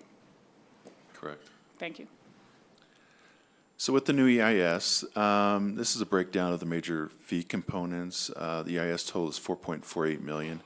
Obviously, we're going to have a lot of project meetings during that time. There's still some more pre-NEPA to do because we got to expand. We're expanding the limits to Brush Creek. There's a lengthy public and stakeholder outreach, which we've hit on. The development of the alternatives is going to be a wide range, as well as the conceptual design of the detailed alternatives. And then just developing the draft EIS itself is over $1 million. So this breakdown follows the scope of work in your packet. Thank you. And for the EIS ROD reevaluation, the same major fee components, the reevaluation fee is 2.54. And again, this isn't the typical, we're just going to reevaluate the PA as is. We're going to add in modifications. So we're going to have numerous project meetings. Pre-NEPA continues, as well as the heavy public and stakeholder outreach. Additional expense for the modifications on the PA, so there's conceptual design, as well as the NEPA reevaluation itself, over $500,000.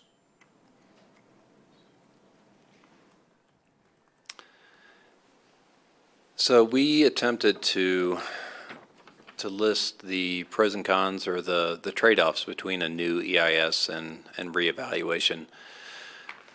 And just to walk through these, starting with the new EIS, in terms of merits or pros of a new EIS, it is an opportunity to study other alternatives, a whole range of reasonable alternatives. And in so doing, there'd be a high level of public and stakeholder involvement. EISs require a fairly extensive public involvement. We would exceed what NEPA requires or EISs require.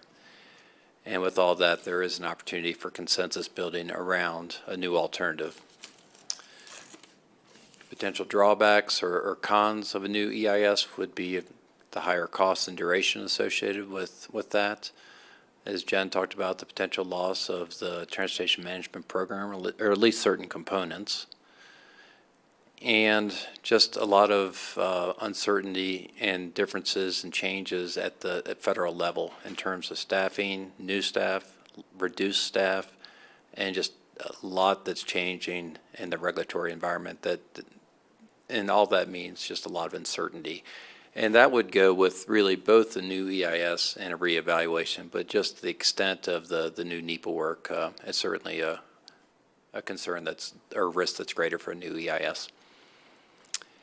And lastly, through a new alternatives process, there is a risk that you could wind up at the same Merle Thomas alignment that was identified back as part of the old EIS. So trade-offs for reevaluation, it could be seen as a pro that it's certainly lower cost and shorter duration. The use, we can certainly take advantage of the prior agreements and mitigation that was done. That's not to say that those couldn't be revisited and reworked with the new EIS, but the use of those items and instruments is just much more clear with the reevaluation. And as we talked about, the potential to what we might call optimize or refine the preferred alternative to today's conditions. In terms of drawbacks or cons of a reevaluation, the whole purpose of a reevaluation is to validate the previous decision that the preferred alternative was the best solution. So it is inherently PA focused. It does not open up the opportunity to study other alternatives. We can look at refinements, but not new alternatives. Technically, there's no public involvement requirement for reevaluations. We scoped quite a bit, and that is one of the reasons for the higher than expected cost. We felt that that was needed to help get community buy-in on a preferred alternative if a reevaluation was pursued. As we've talked about, there is a lack of data and information to confirm or validate the prior decision-making, And it could be seen as a drawback that just simply the passage of time since the 1990s ROD, there's just a lack of community consensus, a portion of the community that just wasn't part of that decision because they physically weren't here. Do you have more pros and cons on these, or? No, Mayor. Okay. I think there are probably others that we all could come up with here at the table. And one for me really relates to the purpose and need statement. The EIS new EIS submits that purpose and need statement to the federal governments to choose and pick and pan which components of that they really want to fulfill. And so the loss of potential transportation demand management support in that program is a real possibility that they come up with the P&N that they were willing to build after the fact, versus staying within the existing purpose and need and using those for the basis of reevaluation. And I've spoken to other engineers who work with CDOT, not CDOT engineers per se, through some of my other club affiliation, Club 20 and so on.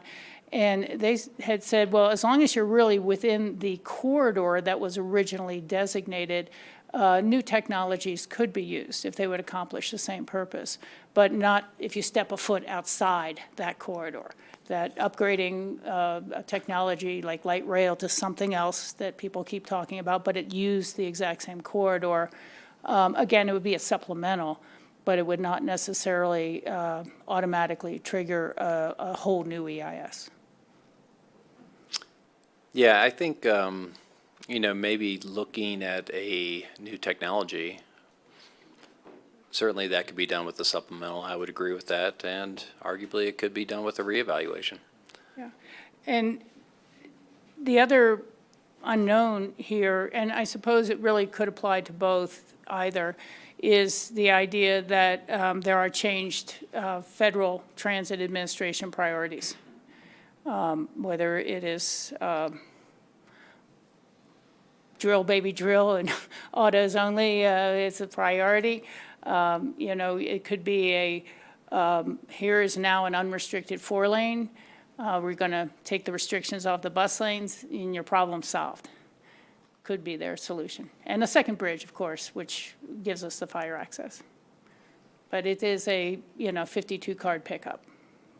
Yeah. Don't know what it could be. Okay. Thank you. Did anyone else want to add anything on the pros and cons statements or things that they've looked over? No, just thanks for being so thorough. I appreciate the choices we have here. Okay, please continue. We showed this slide before, but we added some items down at the bottom to the lower right. And reason being is that by doing more or all of the alternatives evaluation in the pre-NEPA, we could get to a point where once we have a good sense for what a new preferred alternative might be, there's an opportunity to make some decisions with regard to how to proceed from a NEPA standpoint. In other words, that decision, rather than making it here tonight, could be delayed. For example, if you get to the end of that process, the new alternative that arises from it is a new alternative that wasn't studied before, or at least studied in detail, then the notice of intent would be issued and we'd continue, or we'd start the 2-year clock and start a new EIS process. If that alternative evaluation results in an alternative that was quote-unquote studied in detail as part of the prior EIS, technically you could do a supplemental EIS at that point. There'd be probably a healthy discussion at that point about whether you'd save any time doing a supplemental versus a new EIS, but that's a discussion that could be had. And lastly, if, as mentioned before, the culmination of that alternatives process is a version of the existing PA, then there would be no reason that we could see that you couldn't just simply do a reevaluation of that. So that does present an interesting scenario that we wanted to call council's attention to.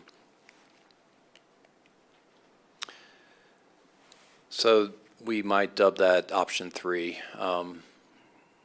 As opposed to just deciding on pursuing a new EIS versus a reevaluation of the preferred alternative, another route could be to discuss with CDOT and FHWA a potential extended alternatives process.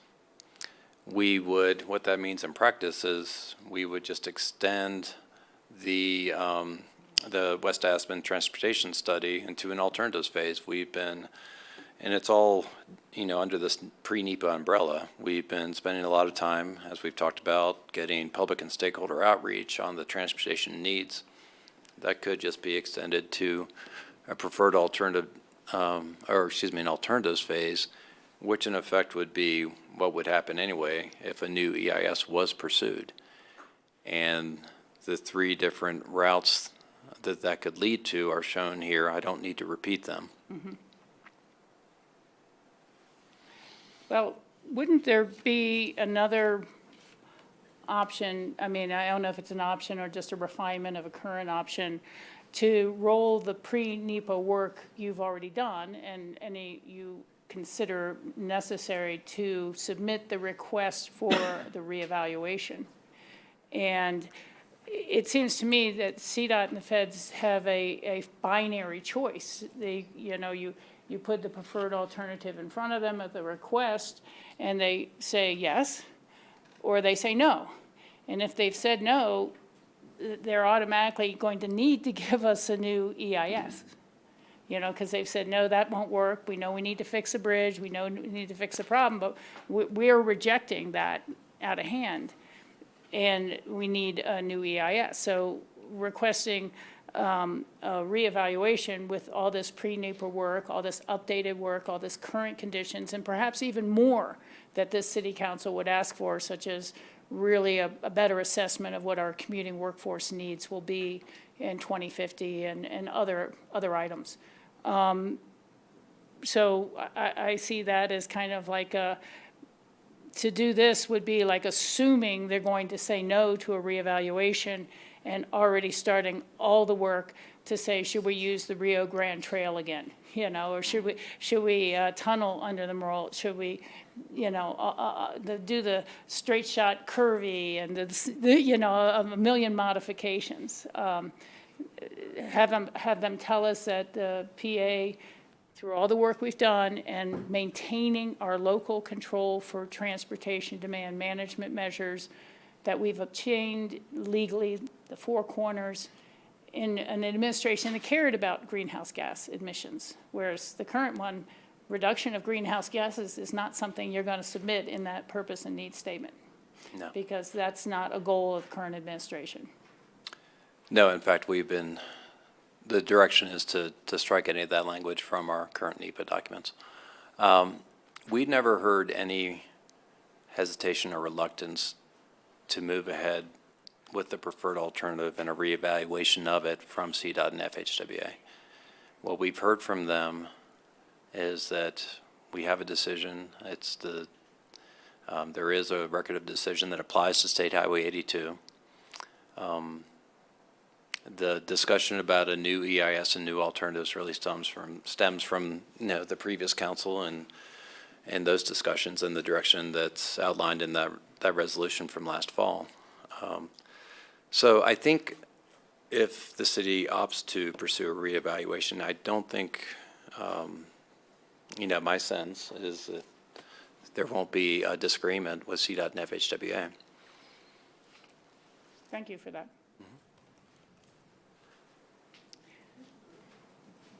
Further slides or information for us? I think that's it. No. Skipped one. Oops. Final slide, and thank you for your patience. So in terms of request for council direction, the final questions we would pose is, does council have enough information in terms of purpose, risks, cost, duration to pursue a new EIS and engage CDOT and FHWA in their willingness to participate? Does council have feedback on the draft purpose and need and the community goals that we presented? Or does council have enough information to initiate a reevaluation of the current EIS ROD preferred alternative? Or lastly, the so-called option 3, would council like to explore that further?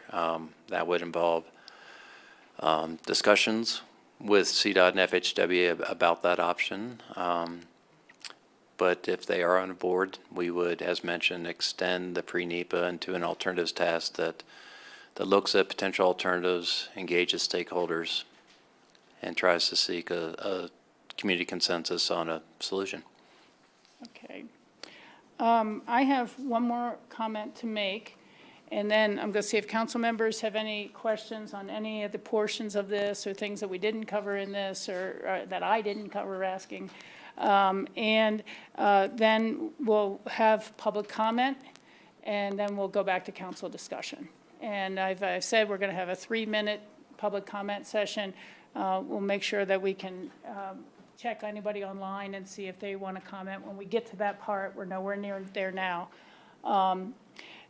So my question is on a new EIS, and we constantly use this term, the community. And it would be Aspen and Pitkin, obviously, because this is where that portion of the state highway sits. But from the other study type of work we've done, and you're on slides, we're seeing, 45% of the users coming from pretty far down valley. 7% Rifle, 1% East I-70, 12% Glenwood Springs, 12% Carbondale, 23% El Jebel, Carbondale area, or Basalt. That's 45% of our traffic. Would that be the community who they are wanting to weigh? And your other slide showed that 27% of the traffic coming through the entrance are coming to live in their home, to get to their home in Aspen. So that kind of points to 63% of the users are not coming to their home in Aspen. Would we really be the body that they would listen to compared to all the highway users and the safety, transit, speed, reliability issues that those community users of Highway 82 expect? It's difficult to answer. With the new EIS process, there would be different roles, and it's a question that we'd have to explore with CDOT and FHWA, both of whom would be considered lead agencies to the EIS, CDOT and FHWA. And I think it's a valid discussion and argument that, considering the funding is coming from the city and a lot of the land is within city's jurisdiction or boundaries, that CDOT would be also a co-lead agency. And these are just terms that we use, but there's a weight from a regulatory and legal standpoint to that designation. If not, the city might be considered a project sponsor. So the city's going to be at the table, and they'll have a voice. As we've always talked about, ultimately the final decision goes through CDOT and ultimately rests with FHWA. to answer your question about who is the community, you know, getting back to how we worded our purpose and need statement, you know, we talked about consistency with community character. You know, we weren't looking to I-70 communities as part of that definition. We were focused on really on the study area and certainly within the Aspen community. I'm just thinking of all the Coloradans who pay property, sales tax and gas tax, and the actual users, and we know the commuting workforce numbers that we will need to import is going to continue to increase, and possibly from further and further distances. Yeah, so I they, was just going to say what we've heard so far from CDOT and FHWA is that they expect us in a process to include all of those stakeholders because they use this particular corridor. And so that's what we've done to date in that pre-NEPA, and we would anticipate that that would happen also in this, whatever this next phase is. I appreciate that, Jen, and certainly in the Roaring Fork Valley, the interest in congestion management everywhere, and whether it's at El Jebel or whatever, are very strong feelings. I just don't want us to think we're still the tail that wags the dog that we were back in 1996. It's a greater community of interest who have stakes in this. Other council member questions, comments? Bill, or mostly questions now, and then we'll do our comments after the public comments. Thanks. First one, I think, is mostly for the Jacobs team. Thank you. This one's mostly for the Jacobs team. Is the entire purpose and need statement the one sentence in 5.1 of the attachment? Just want to make sure I'm focused on the right thing. yeah, I'm not familiar with how the council pack is organized, but No, this is in your document, I believe. yeah, the purpose and need statement is really our what, 10-page document that is included in the council packet? Yep. But 5.1 is this project purpose, but those other components, the community, are later down, Bill, in a couple subsequent pages. But it's the whole purpose and need is the totality of what's presented. Okay, I might need some more time to give you real specific feedback on that. I do have feedback on that one sentence, but Okay. I'll get back to you on that. Second question is for Kate, I think, more than anything else, Kate, and I'm wondering, I was rereading the language on referendum 2, and I think we've been told by the voters that we should pursue what's in referendum 2. And the way that I read it, makes me wonder if we really have a choice here between a supplemental EIS and a new EIS. And specifically why I asked that is I think the way that it sounds to me is that it says, in the third paragraph, it says CDOT is hereby granted use of designated portions of Meralt and Thomas properties as identified in the 1998 entrance to Aspen Record of Decision.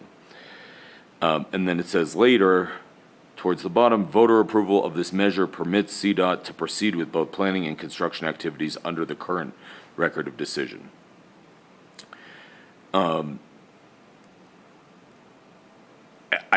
I think the way that I'm understanding it is that it says that unless we're building exactly what's in the 1998 Record of Decision, we need a new EIS. So I'd ask, you don't need to answer right now unless you feel comfortable doing so, but I'd ask you to look at that. In my comments later, I certainly don't think it's in anyone's interest to build exactly what's in the 1998 Record of Decision.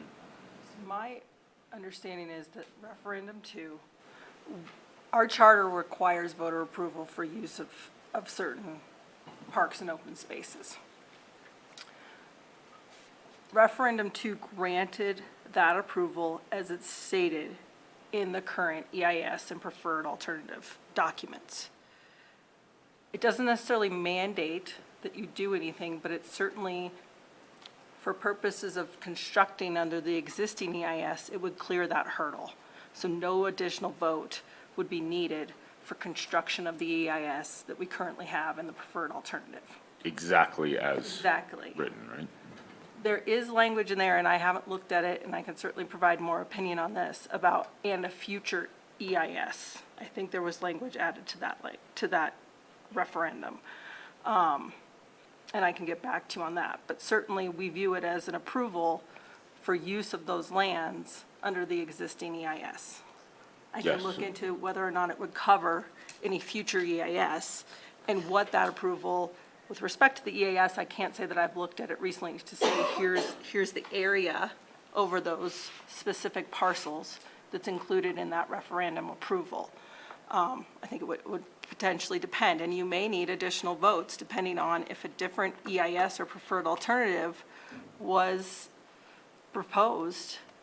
I can't say without, that would be speculation at this point, to say if a future vote would be needed or if this referendum too would suffice. Yeah, I'd love for you to get back to us on your opinion on that. I think it's significant. And Bill, could I add something on that? I'm not finished, but Okay, afterwards, okay. please. I think it's critical that we understand whether we really do have a choice as dictated by the voters in referendum 2.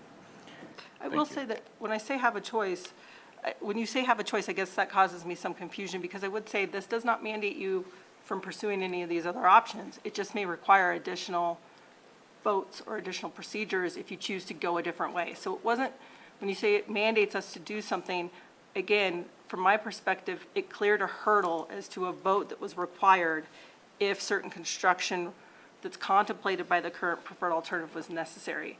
But it doesn't sort of box you in to consider other options. It just might require another vote. Yeah, fair enough, and I guess I mean it from the sense that if referendum 2 is going to mean anything, we're mandated to do this a certain way, perhaps. And my comment is, this is the reason there's attorneys that get on one side and attorneys that get on the other side, and they both make a lot of money, except for city attorneys. Because the ballot question says the planning. It includes the planning. And the planning did not get to the design and engineering of the whole record of decision yet. And so the reevaluation of the preferred alternative is part of the planning. And I think lawyers and people who want to sue and stop the process and stop anything from going forward would want to argue how many angels dance on the head of a pin, and this is one of those questions. But I do believe that the planning does cover refinement, improvements, and things like that in the EIS, the existing PA. So anyhow, but that would be something to ask the attorneys as well, and multiple attorneys perhaps, sometimes CDOT attorneys. So, John, did you have a comment here? If I can make just one comment, to add to what the city attorney mentioned, the referendum, of course, addresses the city requirement. Mm-hmm. And CDOT, for its part, has always argued that a vote was not required. Yeah. And it is separate from, the next steps on from a NEPA standpoint. Okay, thank you. John, did you have your hand? Yeah, I guess my question is, if we decided to do some modeling on some of the proposals, would that affect the timeline of any of the reevaluation or a new EIS? Are you talking about traffic modeling or? Yeah. Yeah, it would, we have that budgeted in the new EIS. So it's just it would be for the 4 distinct detailed alternatives to see which one, how they perform. And we would pull out the measures of effectiveness from each alternative. Okay. So it wouldn't affect the timeline because that's part of the timeline. That's great news. Of the new EIS. And the same would be true of the reevaluation when we do the modifications on each of on the PA. Let's say we come up with a couple different modifications. It wouldn't, that's part of the timeline as well. Okay, and I just am drilling down to make sure I'm understanding the answer to your question, is because you used the term after we got down to the 4 alternatives. So you would also be having the scoping first of looking at all alternatives that people want to submit, and then getting down to the 4, and then saying it won't affect the timelines on either the Right. reevaluation So and think PA? of it as an upside-down triangle. We're going to start wide, right? A Right. reasonable range of alternatives. It wouldn't be detailed modeling at this level. Right, Okay, there'd be we'll weigh that against the criteria that the environmental team sets, Jim and his team. And then when we narrow that down to the 4 detailed alternatives, we'll model those alternatives, as well as the no-build alternative as well.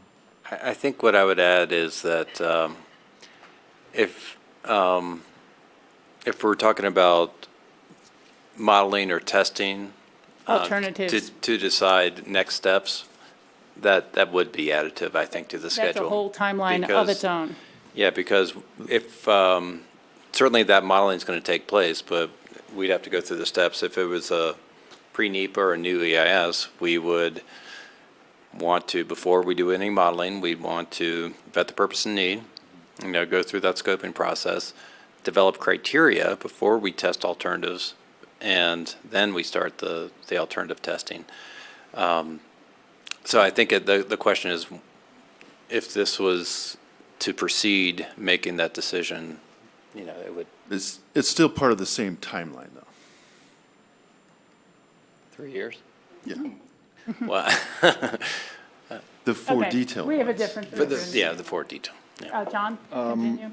The other question I had was, let's see, it said there in our memo, there's potential for design refinements with the reevaluation. Could you explain what the scope of design refinements would entail? How big a refinement are we talking about? I'll say some low-hanging fruit might be platform width, right? Maybe narrowing it up. That might be one design refinement. Another design refinement could be maybe the length of the cut and cover tunnel. That could be a design refinement.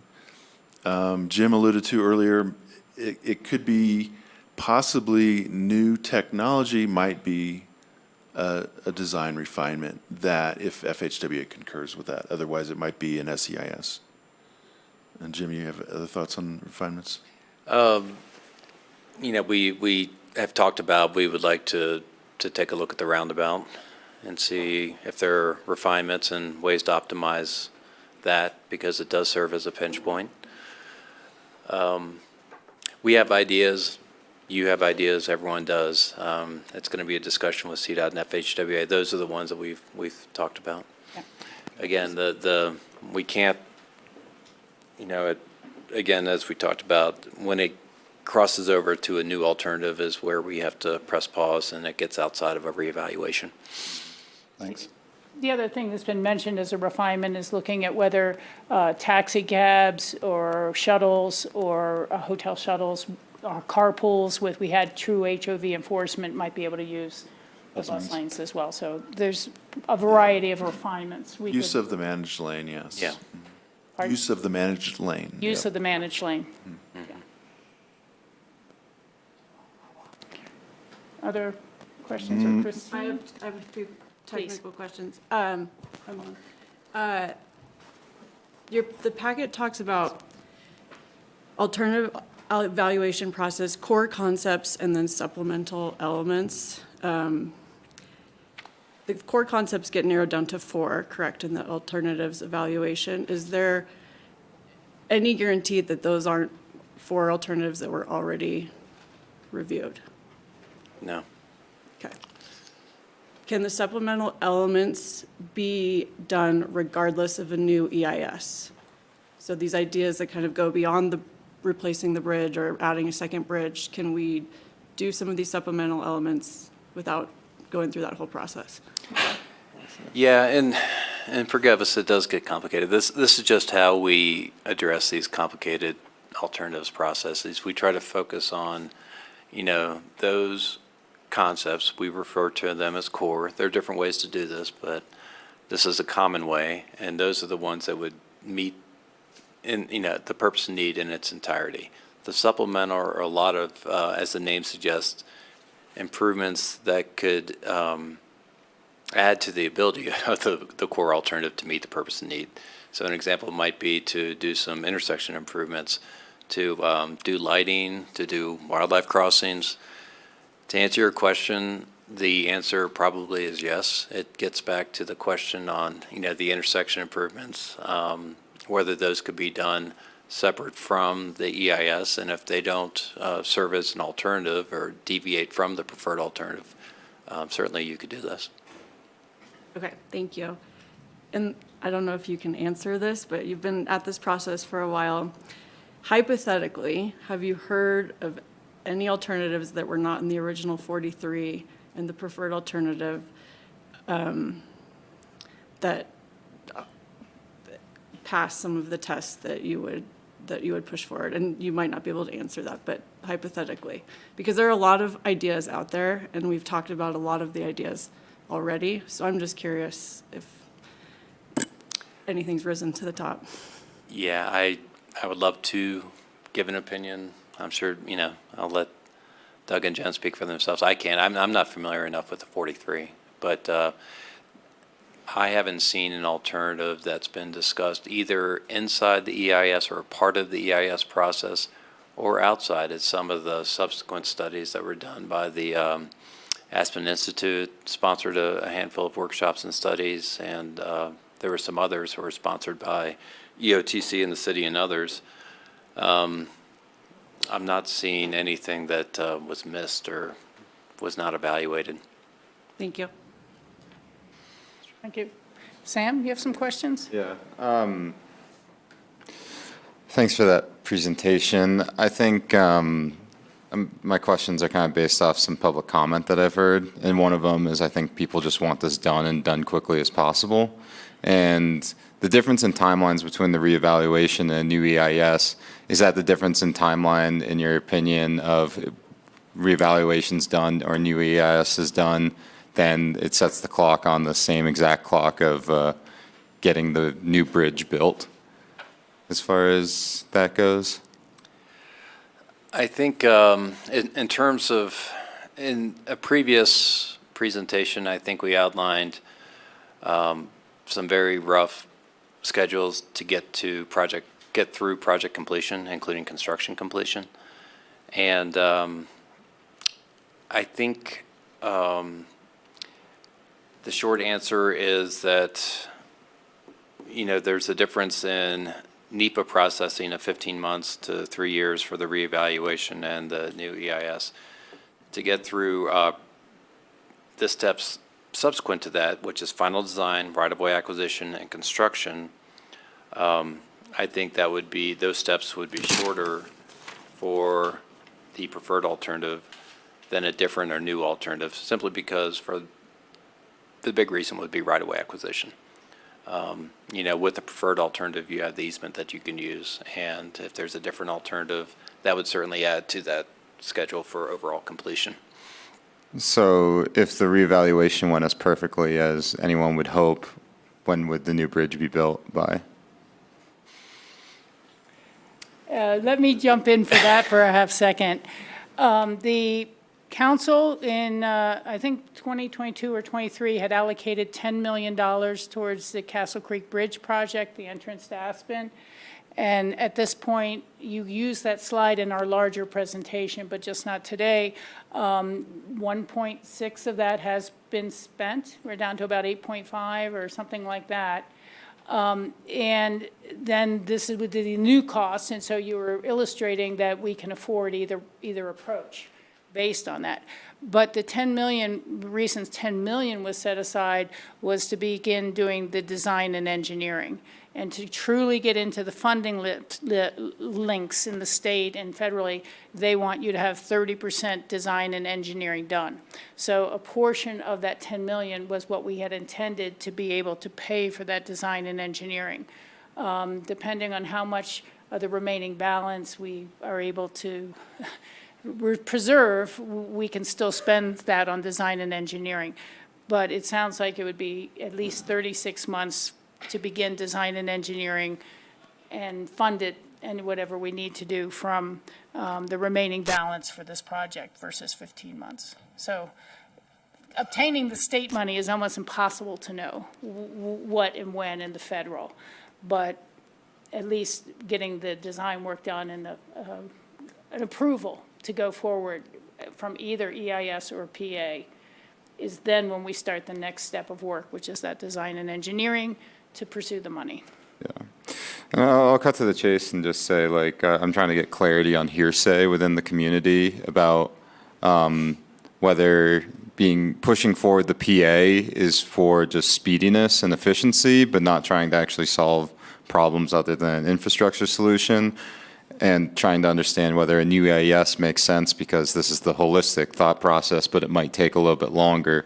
I don't actually fully understand if this community's lost the patience to want to do what might be a better solution, but it's so murky, so I'm trying to understand, asking you, does the reevaluation save just the time between the two options, or you said it saves a little bit longer, but I guess I'm asking, are we still a decade away from a new bridge as people are clamoring for solutions right now? I think it depends on funding at the state level and what grant opportunities come available, and so there's a whole component there. Right? Yeah.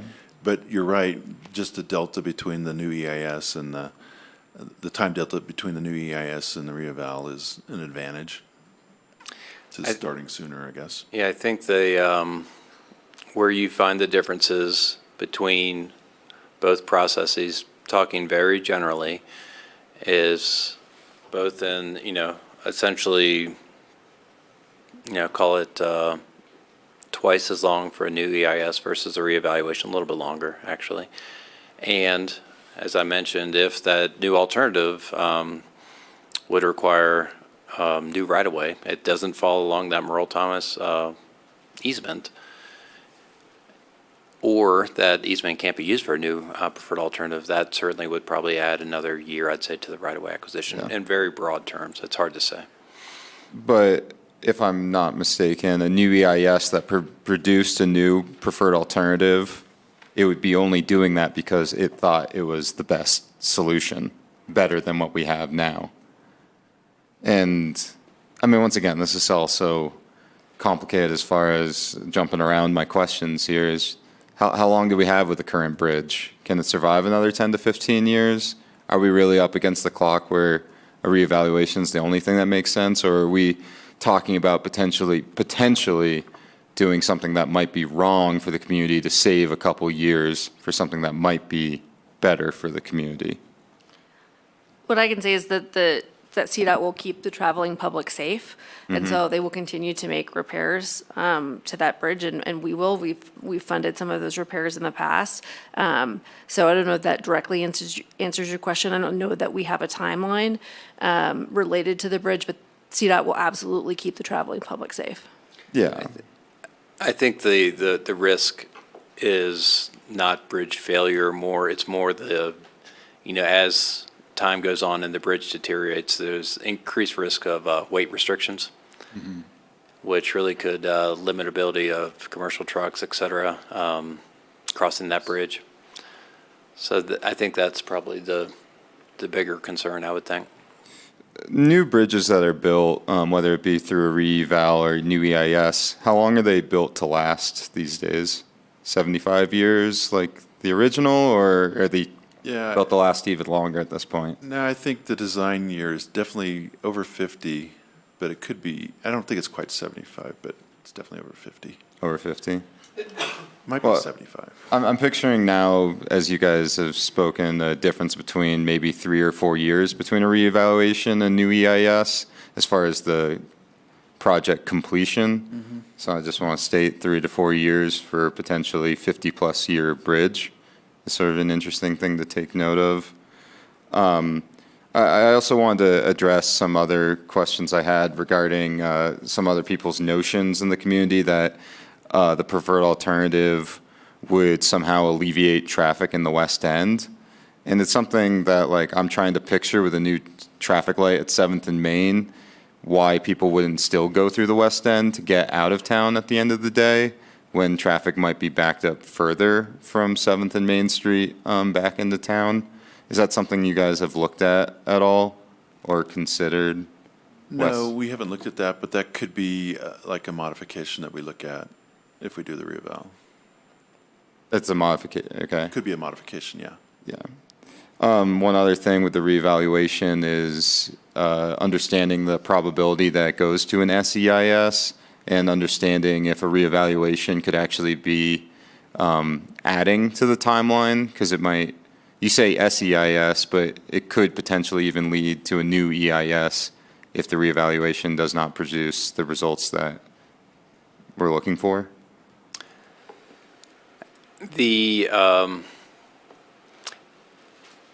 Yeah, as shown in our previous slide, if the reevaluation process identifies new significant impacts that weren't covered in the previous EIS, that would warrant a supplemental EIS. And so Would it that, add to the 15 months yeah, then? oh, yeah, yeah. And by how much potentially? Because it's one of those questions where I'm like, does a reevaluation actually streamline the process? Or is it one of the things that I feel like I'll cop to as what feels like a mistake on my end when I first entered council, as far as wishing we went to a new EIS then, and how we went to like a study that asked more questions for another study, and wishing that we had just gone to a new EIS at that point, being like, are we doing a reevaluation that could lead to a new EIS or SEIS? So we're just, and not saying we are, but potentially kicking the can down the road again to lead to another final solution, which is what we're all clamoring for at this point. I can't give you a definitive answer. What I can say is that if there are new significant impacts and we have to do a supplemental EIS, that in turn would require that we prepare a draft supplemental EIS and a final supplemental EIS. So I think that's probably I think we've estimated before that would be a 1.5 or 2 year process. That's not to say that you have to get through that full 15-month reevaluation process. There might be a point where we discover new significant impacts, and that would just, kick off that SEIS process right there. So with the reevaluation, that certainly is a valid risk. Based on what we've seen, do we think there are new significant impacts? I don't see cause for that, but that doesn't mean that they're not there. We'd have to do the evaluation. So new significant impacts, I was wondering, just one very clear example is the cut and cover tunnel. Removal of that, is that a significant impact? And well, you would equate it to the environmental impacts associated with that removal of the land bridge, because that land bridge, the intent is to provide wildlife connectivity and trail connectivity. So if you remove that, do you have new significant impacts that weren't addressed or covered in the EIS? Maybe. I respect what you're saying. I just want you to know that when you say maybe, it makes it so much more difficult to make an educated decision on this, as far as understanding the risks that I feel like we as a council are taking towards what is a pretty major decision. I respect that. Yeah, I understand where you're coming from. I just wanted to let you know that. And can you list significant impacts beyond the cut and cover tunnel that you have thought of or can think of that could potentially cause for an SEIS? I have one more after this. Well, historic was a concern, impacts to historic resources, including the Burger Cabin. We, as part of the work that we did up front, we recommended doing some early historic work. That did not cover the entire study area that we're talking about now. But what we found at that time, what it did cover was basically the entrance area and the existing State Highway 82. What we wanted to do was really to get a gauge on if there are new historic resources that weren't addressed or uncovered during the EIS or the reeval that was done in 2007. We didn't find any. We had found potentially one right there at Hallam in Maine. but nothing to cause too much concern. That doesn't mean that further down valley, there might be some new resources, and certainly we'd have to look. That would be one that, that maybe you could point to. The parkland was certainly, well, before I move on from historic, and I hope this helps, it's important to note that adverse impacts to the Burger Cabin, that was an impact that was covered in the previous EIS. That wouldn't be a new impact, a new significant impact. So the focus and the risk and concern would be those new historic resources. Because bear in mind that, that was, 90s was almost 30 years ago, and there might be resources out there that maybe have come of age to be considered. Historic status. Yeah, Yeah. yeah. Which is, well, that's well, I just want one more. The SCIS, trying to understand the difference between a supplemental EIS and a new EIS. Can it evaluate other solutions? And before you answer that, it's always been a difficult and also regrettable point of mine is when we were looking at this a couple years ago and being kind of like fresh to the issue, trying to come up with a solution that did the least amount of harm or do no harm sort of thing. I've always seen a modified version of a split shot that I thought made a lot of sense to me. And can a reevaluation ever lead to a modified version of the split shot?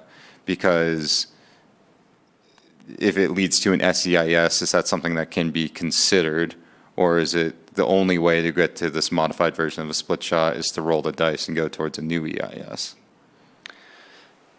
So with regard to a split shot or a modified version of the split shot, the short answer is it's not something that we could cover under a reevaluation.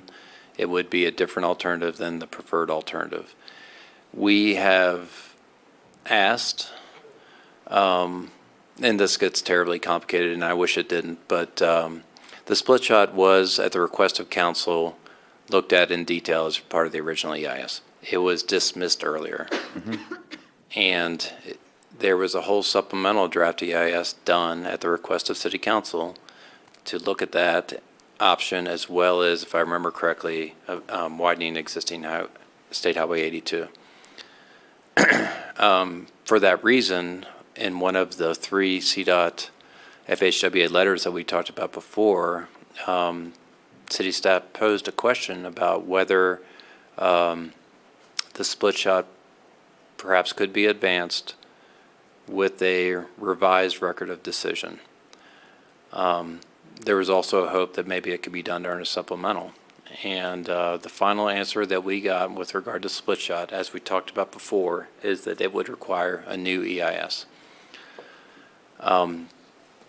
Even if it used the same exact configuration, but was just a split shot, or like had like one modification so you didn't have to send traffic through the roundabout?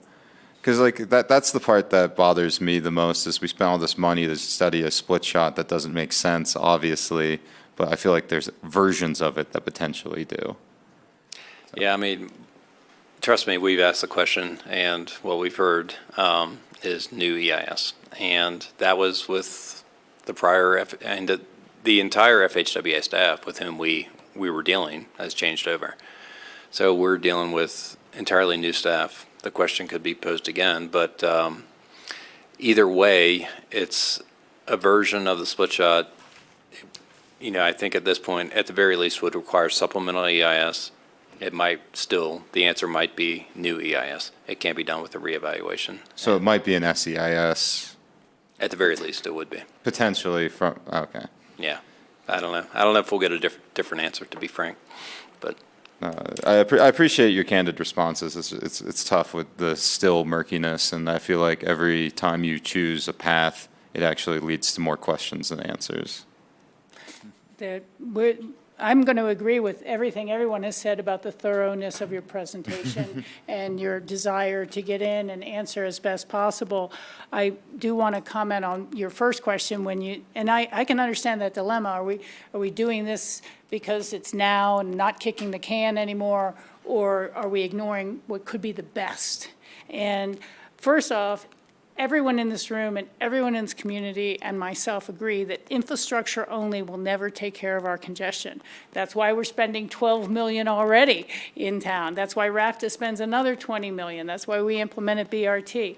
And that's why there's a group looking at things like implementing congestion pricing that will take real will from our community to say how much do we want to control that congestion and how much do we want to go forward.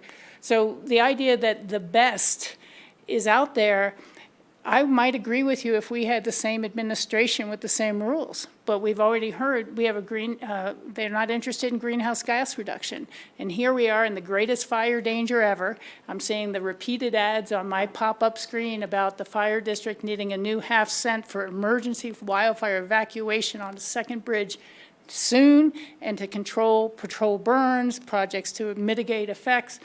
But we can't say it's best, and these guys even said the result of a 3-year, $4-point-some-odd million EIS statement might be a solution the community doesn't like. And I've seen other solutions proposed by people saying, well, all we need to do is bring Cemetery Lane out to a second really big roundabout in the center of the Merle and then send them across. That, you know, you satisfy that neighborhood that way. We've also heard that we could ask for permission to improve the various pinch points outside of the original project area without a new EIS. And so infrastructure alone, none of it is going to solve our problems. You know, it just doesn't happen that way. It's going to take community will. It's going to take more money. It's going to take people really considering ideas like congestion pricing. And you can certainly do congestion pricing on Power Plant Road, too. You know, there's areas that we've heard about in the 21st Century group where there's just areas that are cordoned off in cities and people are not allowed to go or not allowed to go without special tags or permission or payments. And so I just can't hold out that a new EIS will give us the best when current Federal Highway Administration says, here, we're taking away that bus restriction, we're going to build you a second bridge, and it's all good, and call it good, and leave us without the types of improvements that will support real mass transit and mobility. I mean, it was literally in your memo or in your points, your pros and cons that we might lose any transit management programs. It's not in their goal set right now at the federal level. It certainly is at CDOT's and probably at yours. But that's the one thing. There's just no infrastructure-only solution to this, and there hasn't been anywhere else in the country. What we're trying to do is get the infrastructure that the mobility programs that Aspen has always supported and the Valley is vigorously supporting work better on, more effectively, and pull more people out of their single-occupant cars.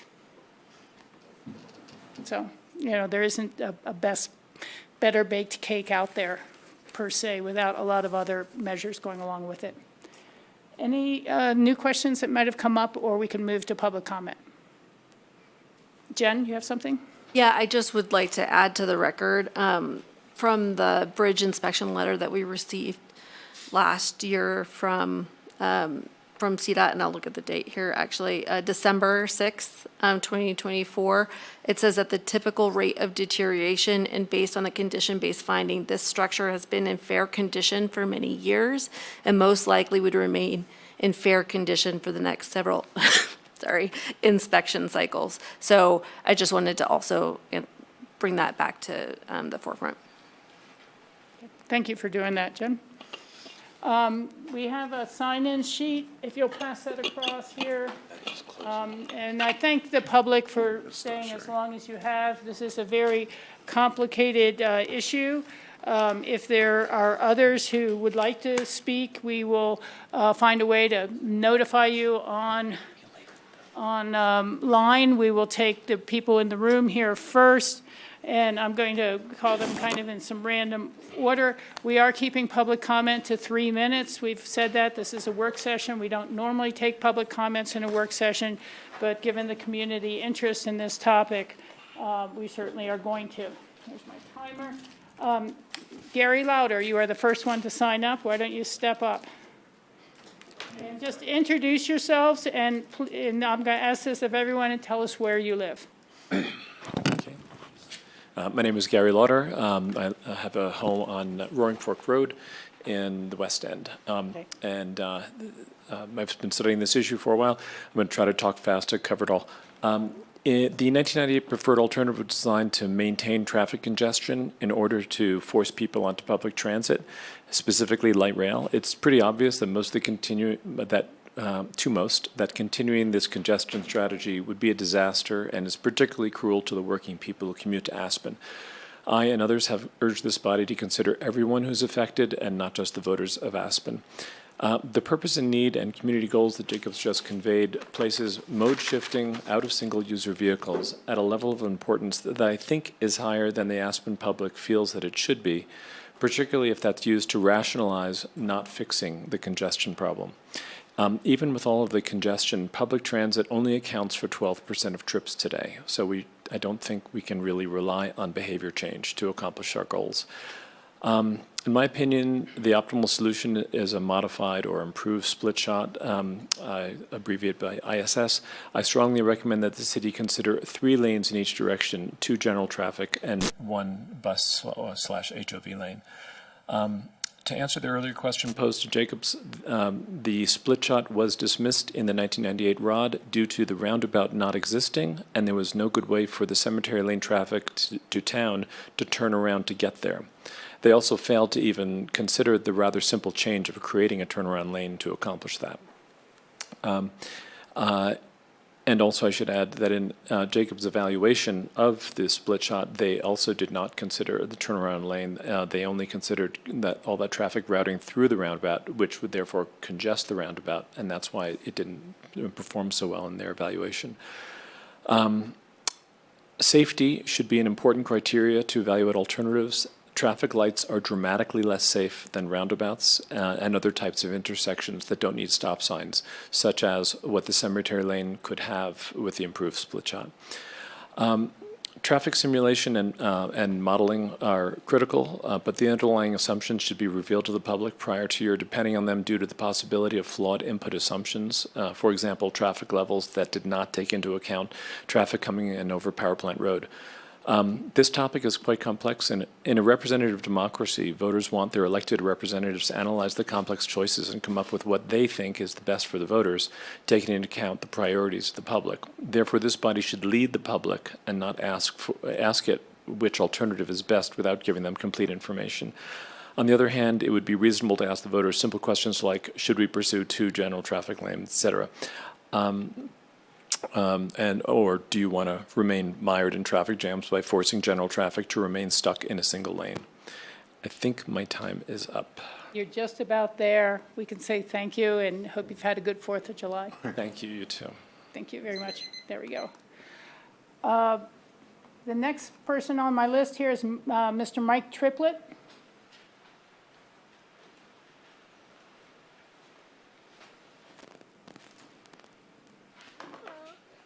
Thanks for letting me speak.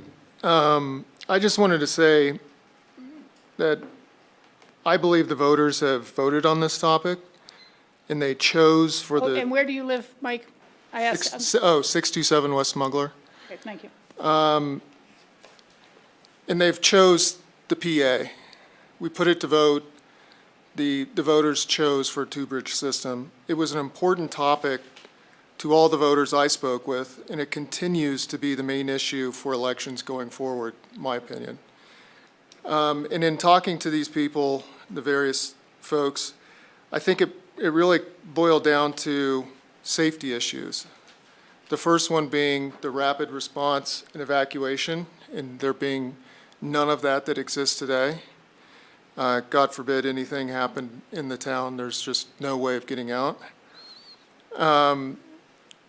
With the current structure in place, we're all subjected to, I think, pretty severe environmental issues with cars idling for 4 to 5 hours a day in both directions, and we all are subject to that. And then I think, the third one was just really around the fact that Power Plant Bridge just wasn't really designed to take on 3,000 to 4,000 vehicles a day. It's a one-lane bridge, and the city really is at a point where it just needs more bridge capacity. And that's something I heard time and time again that people cared about. People voted on this. They voted for the preferred alternative, and I hope we stick with that. I also think it was pretty explicit, and Sam mentioned this, that people want it now. They don't want the can kicked down the road. That's it. Thank you for your brevity and for being here throughout the whole meeting. The next person signed up to speak is Mr. Robert Ruby. I put a baby there and I'm good. Thank you, Rachel. Oh, okay. Bruce Etkin. Thank you, Mayor. Thank you, Council. And I really appreciate that you guys spent all this time on all these things. Thank you for that. We all thank you. And just where you live and your name for the record. My name is Bruce Etkin. I live at 75 Trees Lane, Aspen, Colorado. And I've been living here for about 25 years, so I've been seeing things for a long, long time. And I've seen these issues go along, but the bottom line is, you don't need a weatherman to say which way the wind blows. Everybody understands that a two-bridge solution is absolutely necessary. The preferred alternative with refinements, as they said, so things with the roundabout, things with adding lanes, changing lanes around, changing them from light rail that I know John was very, very much in favor of. But, today's today. And I was in San Francisco last week, and I got my first, Waymo car, the all-engine, all-autonomous car. And I can see that, we could do a lot more if we think about it in bringing people into town and then having a Waymo station, like a Ruby Park station, and then people could get off the transit and get up to the Red Mountain and get up to my house. It was like, it's a 3/4 mile uphill climb at 12%, and I do it every day on my bike. So and I'm getting old. And it hurts. But anyways, you folks know that it's two separate bridges, two different places. We won't have construction delays while we're trying to redo Castle Creek Bridge. It's definitely the right trace and I went to engineering school at CU Boulder. I took some traffic engineering studies and know a little bit about this. And from my extensive experience at building over $1 billion worth of buildings in Colorado, I just know that as an engineer, this is a no-brainer. And politically, I recommend, Sam, you understand that 3 more years is 3 more years of exposure to fire danger. It's exposure to ambulances getting in and out of town to the hospital. It's exposure to the delays of the construction of redoing the Castle Creek Bridge, whereas this is a clean view of a new bridge. We open the new bridge, then we fix up the old bridge. And this makes so much simple sense, and the voters voted for it. So please be respectful of all of us that voted and participated.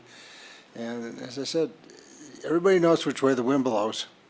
It blew a lot today. I nearly got knocked off my bike in the bells. But we need a new bridge. We need a new system. The people voted. Please respect the people's vote. Thank you. Thanks, Bruce. Thank you. Their brevity as well. Next on the list would be Mr. Mike Maple. Hi there, Mike Maple, 1250 Mountain View Drive. The first reason to be here and to proceed with the reevaluation and the preferred alternative is the Castle Creek Bridge is deteriorating. Well, it's all fine and good that CDOT will keep us safe. The only way they can keep us safe is by continuing to repair and rehabilitate that bridge, as well as inspect it. Every time there's an inspection or a repair, for those of us that have to cross it periodically, it is very painful and disruptive to our community. So let's get on with a better solution. Public transportation today is more critical than ever. It's very clear to me that any solution requires more infrastructure. We can't improve public transportation with 2 lanes or 3 lanes. We need more lanes, and that's what the preferred alternative requires. As the economy has changed in our community and in our valley, the demand for workers is going up, and they must have a way to get into town. Emergency access, being in a community this size with a 2-lane bridge in and out of town is insanity. This has been driven home by the last year's failure of the Blue Mesa Reservoir Bridge, the Teton Pass failure, and by the wildfires in Jasper, Alberta, my birthplace. Community support. The citizens of Aspen have voted. They asked us, in my view, to move on with the preferred alternative. Not only did they directly do that on referendum 1 and 2, but I believe that it's clear that this city council and the mayor and the city council that was elected were directly tied to the willingness to move forward or their acceptance of the idea that moving forward with the preferred alternative is the right way to go. The EIS or SEIS timeframe that has been discussed, suggesting that it is only 1 year, 9 months longer than a reevaluation, strikes me as, with all due respect, unbelievable folly. In the CDOT letter from March 20th, 2023, CDOT was asked how long a supplemental EIS might take. They cited the EIS, supplemental EIS in Durango for US 160 and 50. In that case, it took 6 years. 6 years. And why did it take that long? Well, it took 4 years to come to a conclusion as to what should be submitted. I don't know how Aspen and Durango are different, but I'm guessing that we have more opinions and more ideas and more input, and so we can fully expect that a supplemental EIS would take longer in Durango than 10 here. seconds left. Okay, good enough. So I'll just conclude by saying, please move forward with the reevaluation. It's what the community wants. Thank you very much. And I just have a handout of this CDOT letter so that. Thank you. Thank you. Is Art Phillips still here? Mayor Richards, he asked, he had to leave, if I could turn this in for him. And I think he's already sent you an email with a packet, and this is the diagram that he would prefer to see, which necessitates a new environmental impact study. So I just wanted to turn this in. Shall I turn it into? Maybe to our engineer group would be the best group. As one of the new alternatives you need to be studying under EIS. There was something similar, I think, discussed a few years ago. They called for it to really go right around the edges of the Castle Creek Gorge, but that one now also connects with the cemetery lane light and keeps that in place. Tony, you are now next then, and you will have 3 minutes. Just identify yourself for the record and where you live. For the record, my name is Tony Kronberg, and I live at 27933 Highway 82 in Snowmass Canyon. And every day, about 50,000 cars go by my house. So I see the impacts of the traffic. And right where I live, we have more accidents in that particular stretch than anywhere else on the highway. So first off, I hate to burst some people's bubbles, so to speak, but I have the ballot language right in front of me, and I've brought it before council before. And what the ballot language, it did not, voters did not approve the preferred alternative. What the voters approved, it says here, is that voter approval of this measure allows the Colorado Department of Transportation to proceed with both the planning and construction of Highway 82 alignment. And then it goes for mass transit enhancement, reduction of idling, traffic and greenhouse gas emissions, and the creation of a second wildfire emergency evacuation route under the current or any future record of decision resulting from an environmental impact study which designates the preferred alternative under the National Environmental Policy Act. We all need to understand that. That is really crucial. Voters did not approve the preferred alternative. They voted either the existing record of decision or a new environmental impact study. We really need to have CDOT answer some of these questions at the meeting. It's really frustrating when everyone has a different opinion. A question is asked, they have a different opinion, then you start arguing about it and saying no, this and this and that. We need CDOT to answer the questions are, what is design refinements, what are modifications, and what is something new? One of the things, that's my understanding, and I've had many conversations with CDOT, is that when you extend the project boundaries from Buttermilk to Brush Creek, that requires a new environmental impact study because of the significant impacts. We have a lot of groups right now that are encouraging, that have supported taking a look at the record of decision all the way to Brush Creek. That involves a new environmental impact study. The main question that I have is, do you want to come up with a transportation solution from Brush Creek to Ruby Park that captures the airport, ABC, lumberyard, Buttermilk, roundabout, and gives us, this is the most important part, everyone wants to have two bridges. I want to have two bridges, but I don't want to have one bridge that goes to McLean Flats Road and I can't get to the roundabout, especially if I live in the West End.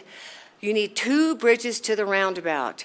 You heard from Jacobs Engineering today that if you take away that land berm and you have a new reconfiguration, I'll just extend it because it's not in the existing 1998 record decision, you need to do a new environmental impact study. And the very last thing that I want to say is, when you do a reevaluation, there's two outcomes. Time is up, Tony. One is, and see, this is why it would be great to have environmental impact study because they don't shut us off at 3 minutes.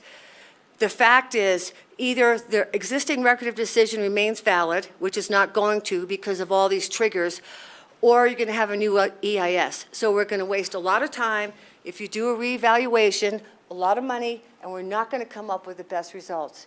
But I appreciate your passion, Tony. But I really think you need to have CDOT here to answer some of these questions because you don't have the answers. Your city attorney couldn't even answer the ballot question. So those are important triggers. Thank you, Tony. You're getting followed by Mick Ireland on this list, and then I'm going to see if there's anyone else who didn't sign up before who might want to.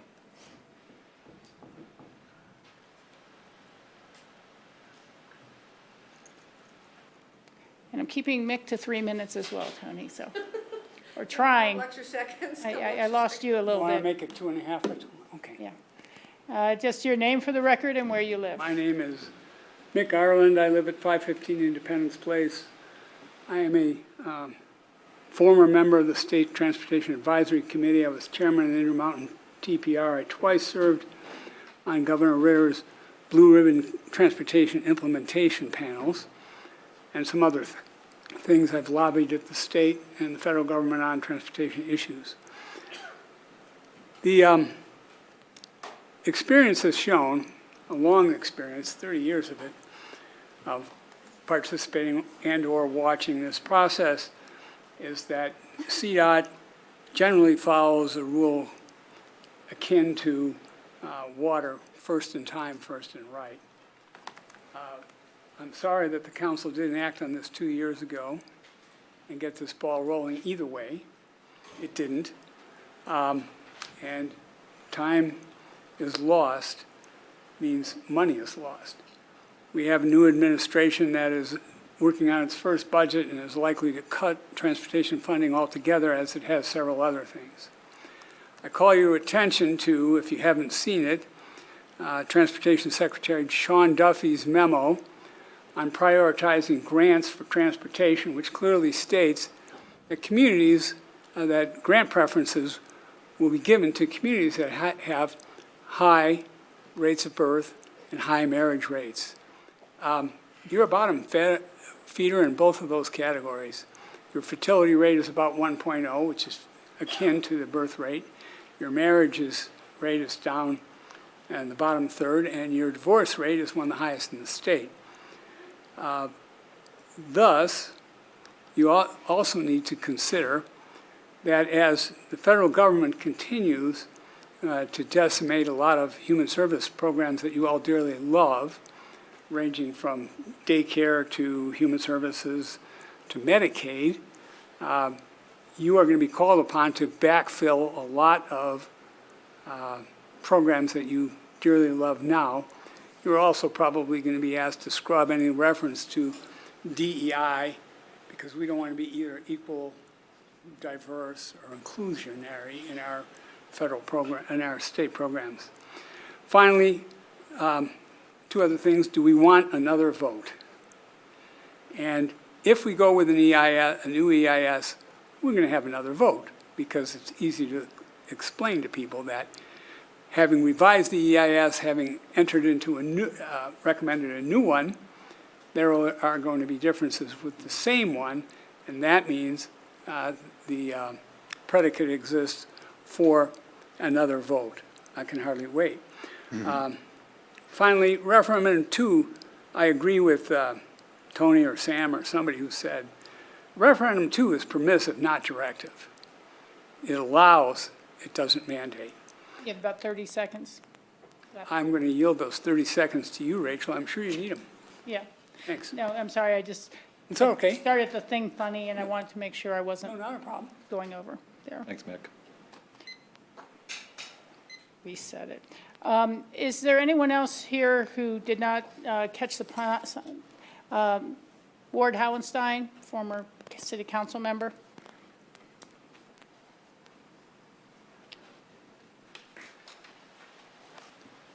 Thank you all. For the record, my name is Ward Hallenstein. I live at 535 Spruce Street in Aspen. I'm biased, I admit it. I believe that we should proceed with a preferred alternative and do everything we can to avoid the federal government getting re-injected into the entrance to Aspen. I think we should reevaluate the preferred alternative for possible improvements, Shy Avenue EIS. And I don't think the community will ever have an overwhelming agreement on one alternative over many others. So I just encourage us to move forward with the preferred alternative. Thank you. Thank you. Thank you for your time. I know Sue Helm was here, and she's listening back there because of our hearing devices are not working really well for those of hard hearing. Were you interested in making comments, Sue? No, I just really wanted to hear all the details about it, and I support you carrying on with what you're doing with it. Sounds Okay. good.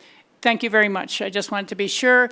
And then, did we have anyone online who wanted to try to comment? And it'll take just a second for our IT guy. Yeah, I see Neil's hand up.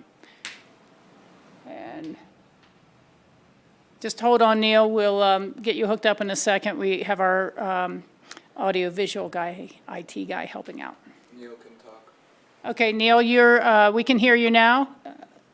Thank you. Can you hear me? Yes, we can. Two brief comments in response to Sam Rose's question about what new impacts would cause a trigger of an SEIS. Remind yourselves that the minimum 400-foot cut-and-cover tunnel was a bedrock requirement of the 1996 vote. It's embedded in the record of decision for three specific purposes: part of the mitigation, which included the abandonment of the Route 82 portion, to soften and slow down traffic, hence the requirement for a minimum of 400 feet, and also to serve as a wildlife corridor. So any reevaluation that touches the 400-foot cut-and-cover tunnel risks a denial and potentially a new vote on just that point. Secondly, in 1998, there was no roundabout. It's not a question of a refinement or a change. It's something that was never considered. So if council decides to move forward and include the roundabout, that again would be a triggering point. Lastly, this is going to be a hugely expensive project, and the ability to fund it at the state and federal level cannot be overstated.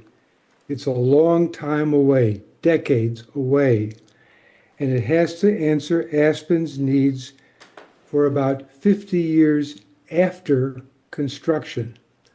Hence, I would urge that the council consider exploring option 3, which was presented tonight. Yes, it may take a little bit more time, but it affords all of the opportunities to try to get it right, because we all know what the warts of the preferred alternative are. One being, as Jacobs reported in August 2024, that the PM rush hour will be exacerbated and made worse by a new traffic light at 7th and Main.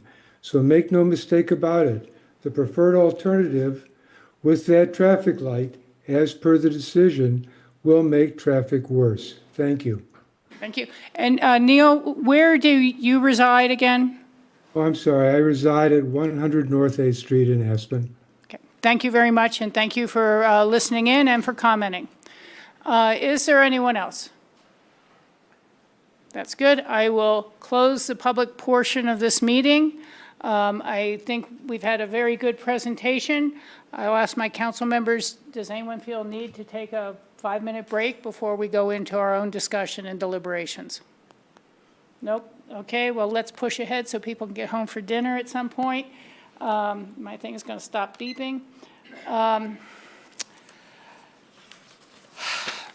Well, we've heard a lot of information, and as much information as we garner, we know there are always uncertainties. I do believe that the funding question is something that is of great challenge in the state of Colorado, given its budget. But I also look back to some of the documentation, and this is only one of the attachment memos that I had printed out today. There was a lot more information in our packet than just in the slideshow, being my point. But it had the price tag of the old light rail record of decision when it came out in 1998 at $147 million. And that would have been really well-spent money at this point, considering how much we're looking at going forward now. And that included the light rail and getting it to Brush Creek. Wow. So that's unfortunate.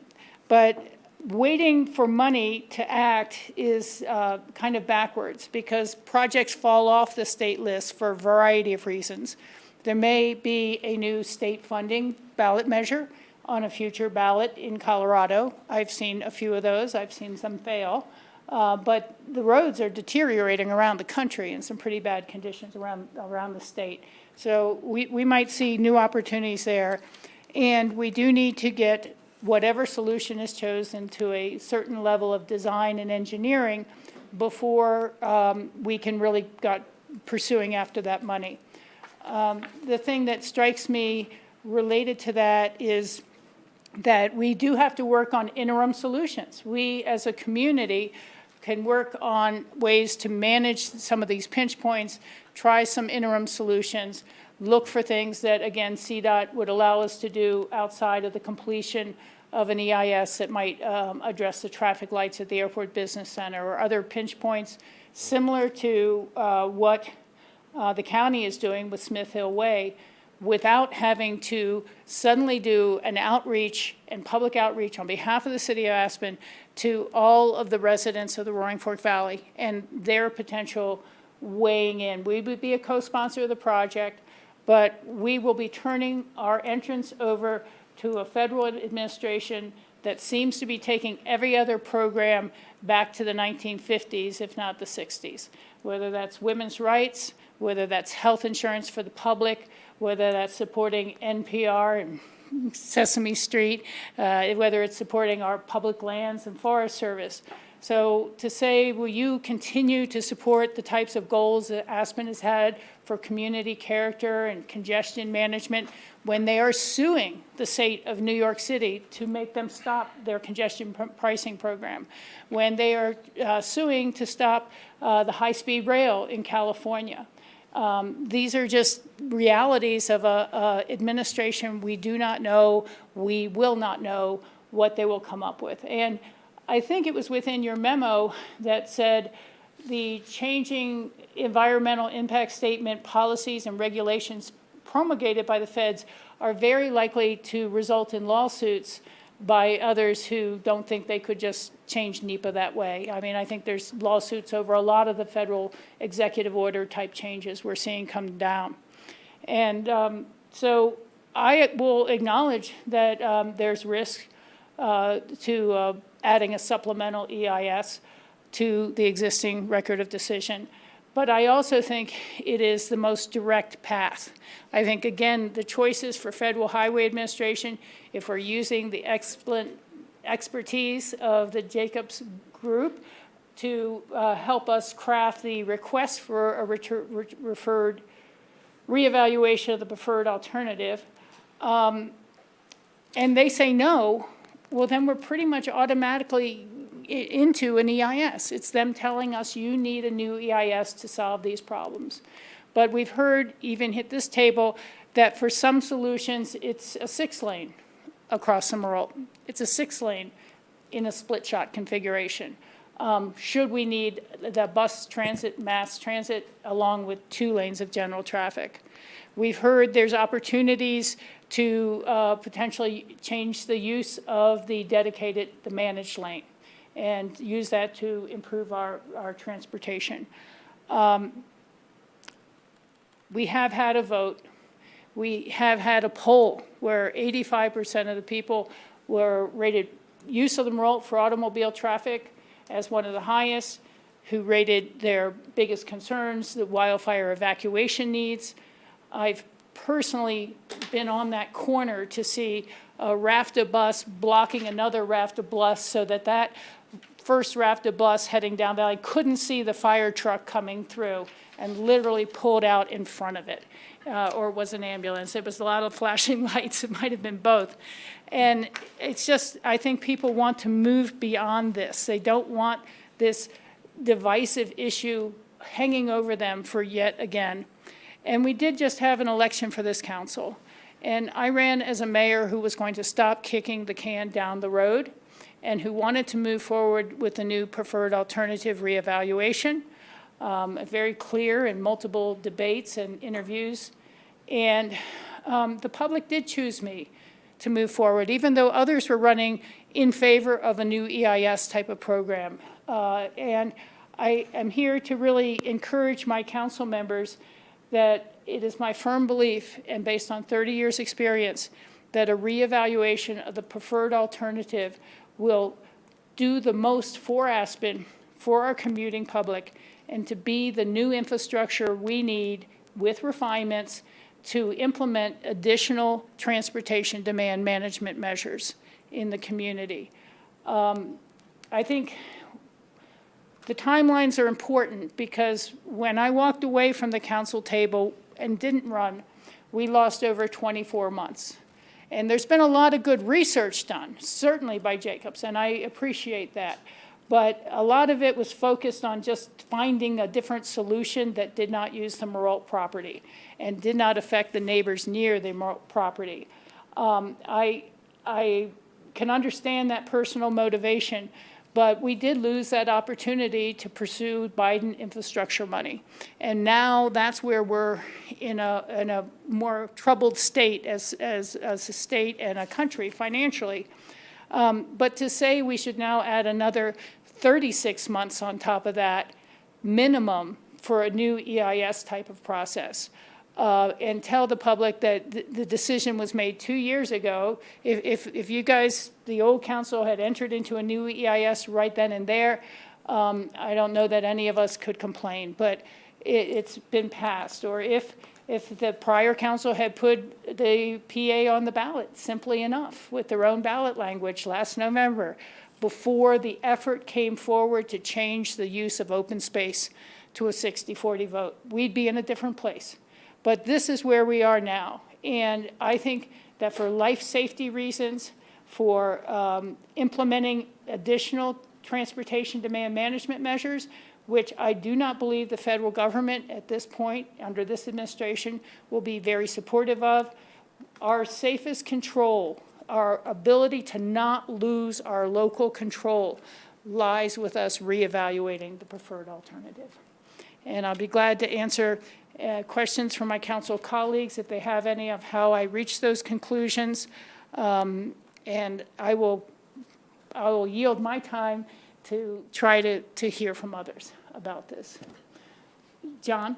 I just have some comments to make. This has been a great presentation. The packet was beyond thorough. I just want to echo what Rachel was saying about our federal leadership right now. It's not focused on greenhouse gases or even doing things that make sense. Everything is taking us backwards, in my opinion. Polling and voters have shown that the general public does have concerns and preferences about the entrance to Aspen, and they want us to move forward. That was very apparent to me this fall, especially with the Probolski polling that we did last fall. If we move forward with a reevaluation right now, we can save money, we can save time, up to 21 months. That's nearly 2 years.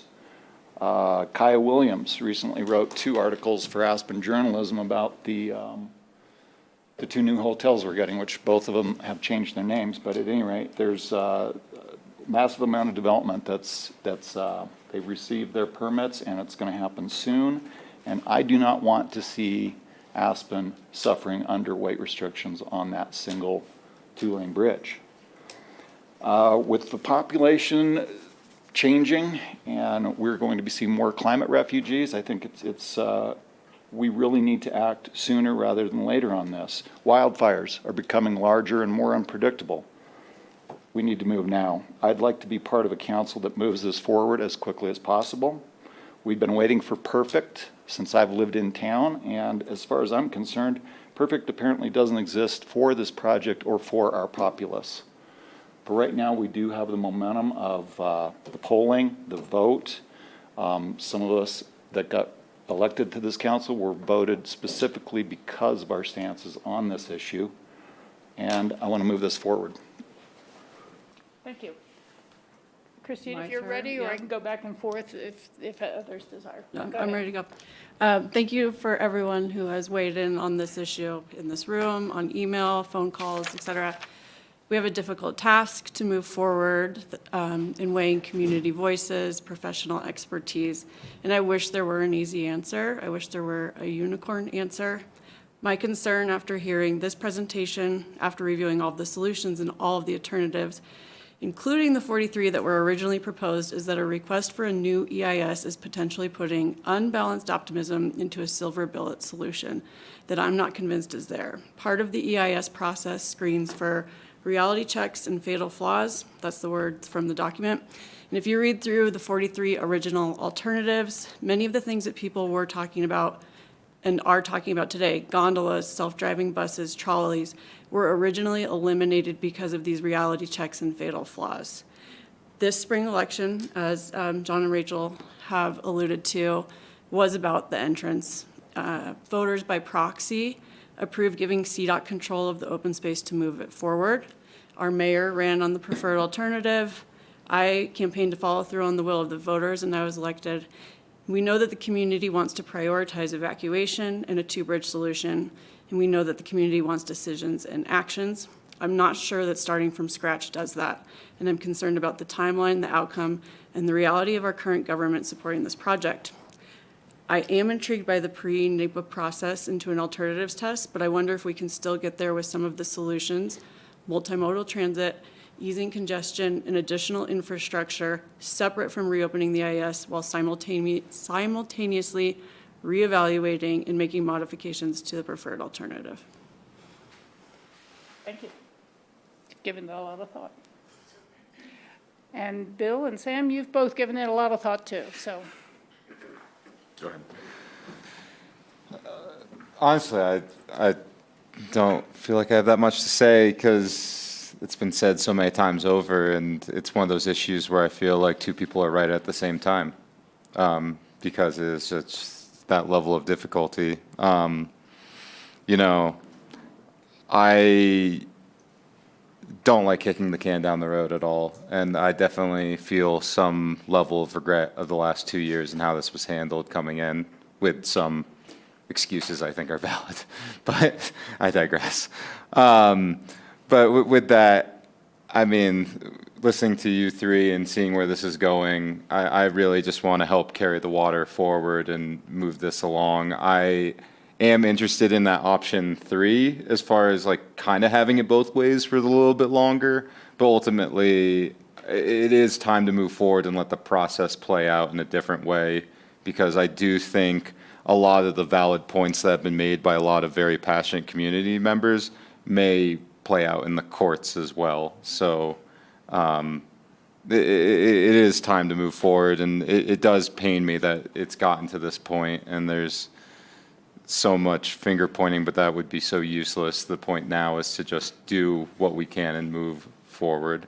And a lot of that is based off of listening to you three talk in the last election that happened, and just being like, I just want to say I personally just want to make Aspen better for everyone involved.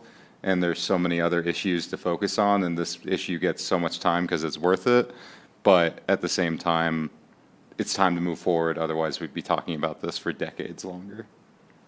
Thank you for that. I understand it's difficult for all of us, and I'd be the first to say I feel very proud of a lot of legacy projects I've been associated with, and I do not want to be associated with a failure legacy project, and I wouldn't be moving in this direction if I didn't think this course of events is a logical progression, that whatever work we do with the reevaluation and we find CDOT finds, public finds, it comes up entirely short in this modern day and age, we roll that into that new EIS. So I don't see it as something that stops, or I would battle for, or it's only love the PA.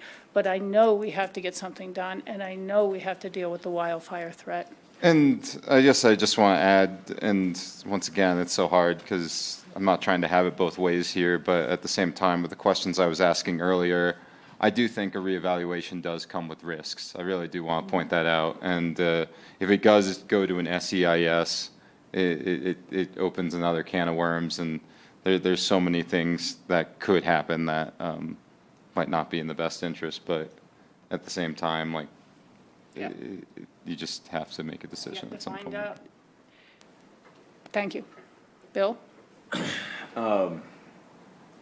Thanks, Sam. I agree with a lot of what you said. Thanks to all of you for all your efforts and passion and research and hard work on this. The writing's on the wall, obviously, on the direction that we're going in here, but I think I'd be remiss in not sharing, the high points of my opinions here.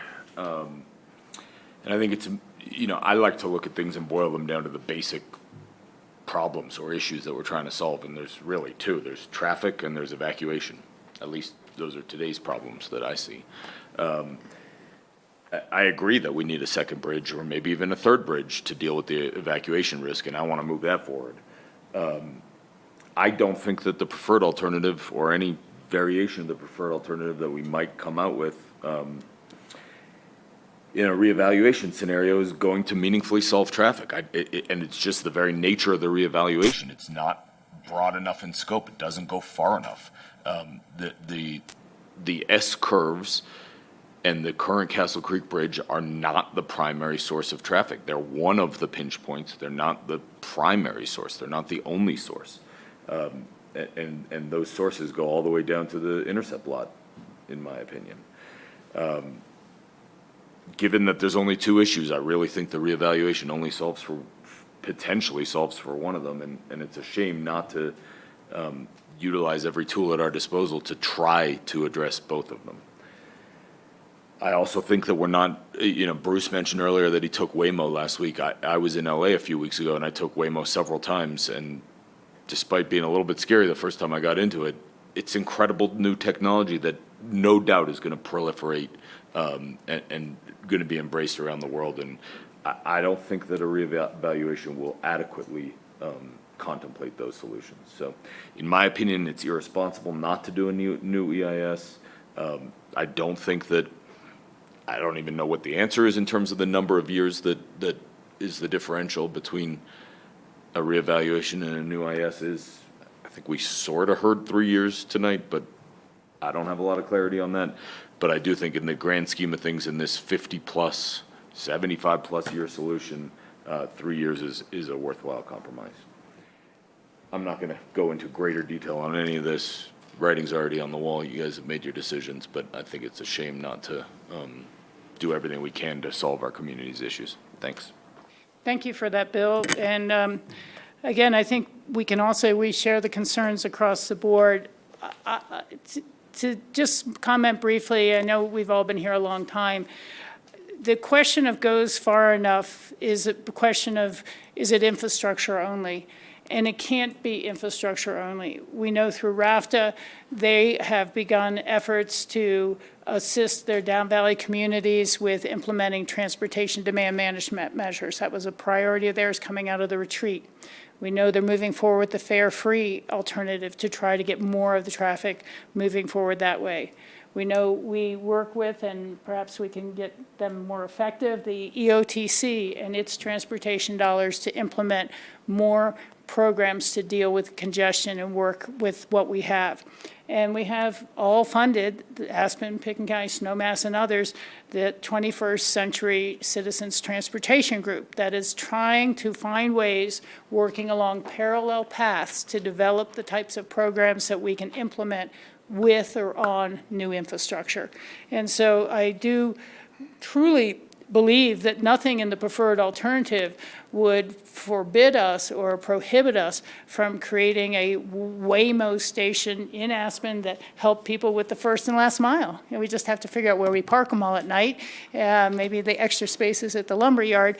But I think that these sort of things and our community's own tolerance, acceptance of do we do congestion pricing would be a type of thing. If this effort fails and we get kicked into a new EIS, then all options will be on the table. Maybe it is a 6-lane. Maybe it is giving up on the congestion management and the greenhouse gases, and it's an accommodation type of system that the federal government is now moving us into. I don't know, but I do think we can relieve the traffic we have today and in the foreseeable future. With, some of our jobs are going to become AI jobs. There's going to be new hotel beds and service needs.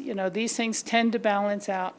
So I would conclude with that, say that I believe we have 4 votes to move forward with a reevaluation of the preferred alternative. And as a council, I will concede time that we work with Jen and our team in the future to talk about, and with our engineers, what additional studies or information we may want to do to augment that process, to augment our own confidence in the outcomes that we're getting. One thing I would note, which you were not commissioned to do, but to get a real better projection about what our commuting workforce needs are going to be as all the workers in free market homes in Carbondale, Basalt, and the Roaring Fork Valley retire. They're in homes that are no longer priced that someone in their same trade would ever be able to buy. Where is our future workforce coming, and what sort of changes in demands that will make on the whole infrastructure and highway system? And I'm sure there's other things that we can do to augment this work, to take other things forward.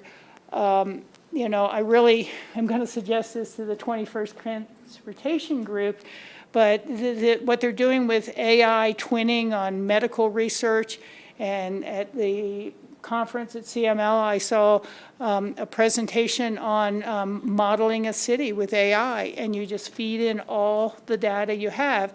Now, it might spit out that we should build another 1,000 affordable housing units on this side of the Castle Creek Bridge to solve our congestion problems, but it might really be able to help us with what really will make a difference in some of the interim steps we may be able to take. And I think we need to look for interim steps and experiment and do whatever we can, just like the fare-free buses, to move this forward and to deal with the problems, and primarily to deal with the public safety and wildfire evacuation. So thank you all for your time. Thank you for participating. Thank you for having a small taste of what it feels like to be at the council table with weighty decisions, and we will go from there. Thank you. And I do not think there was anything on the information-only memos that people wanted to discuss this evening. We'll do that at the next opportunity. Okay.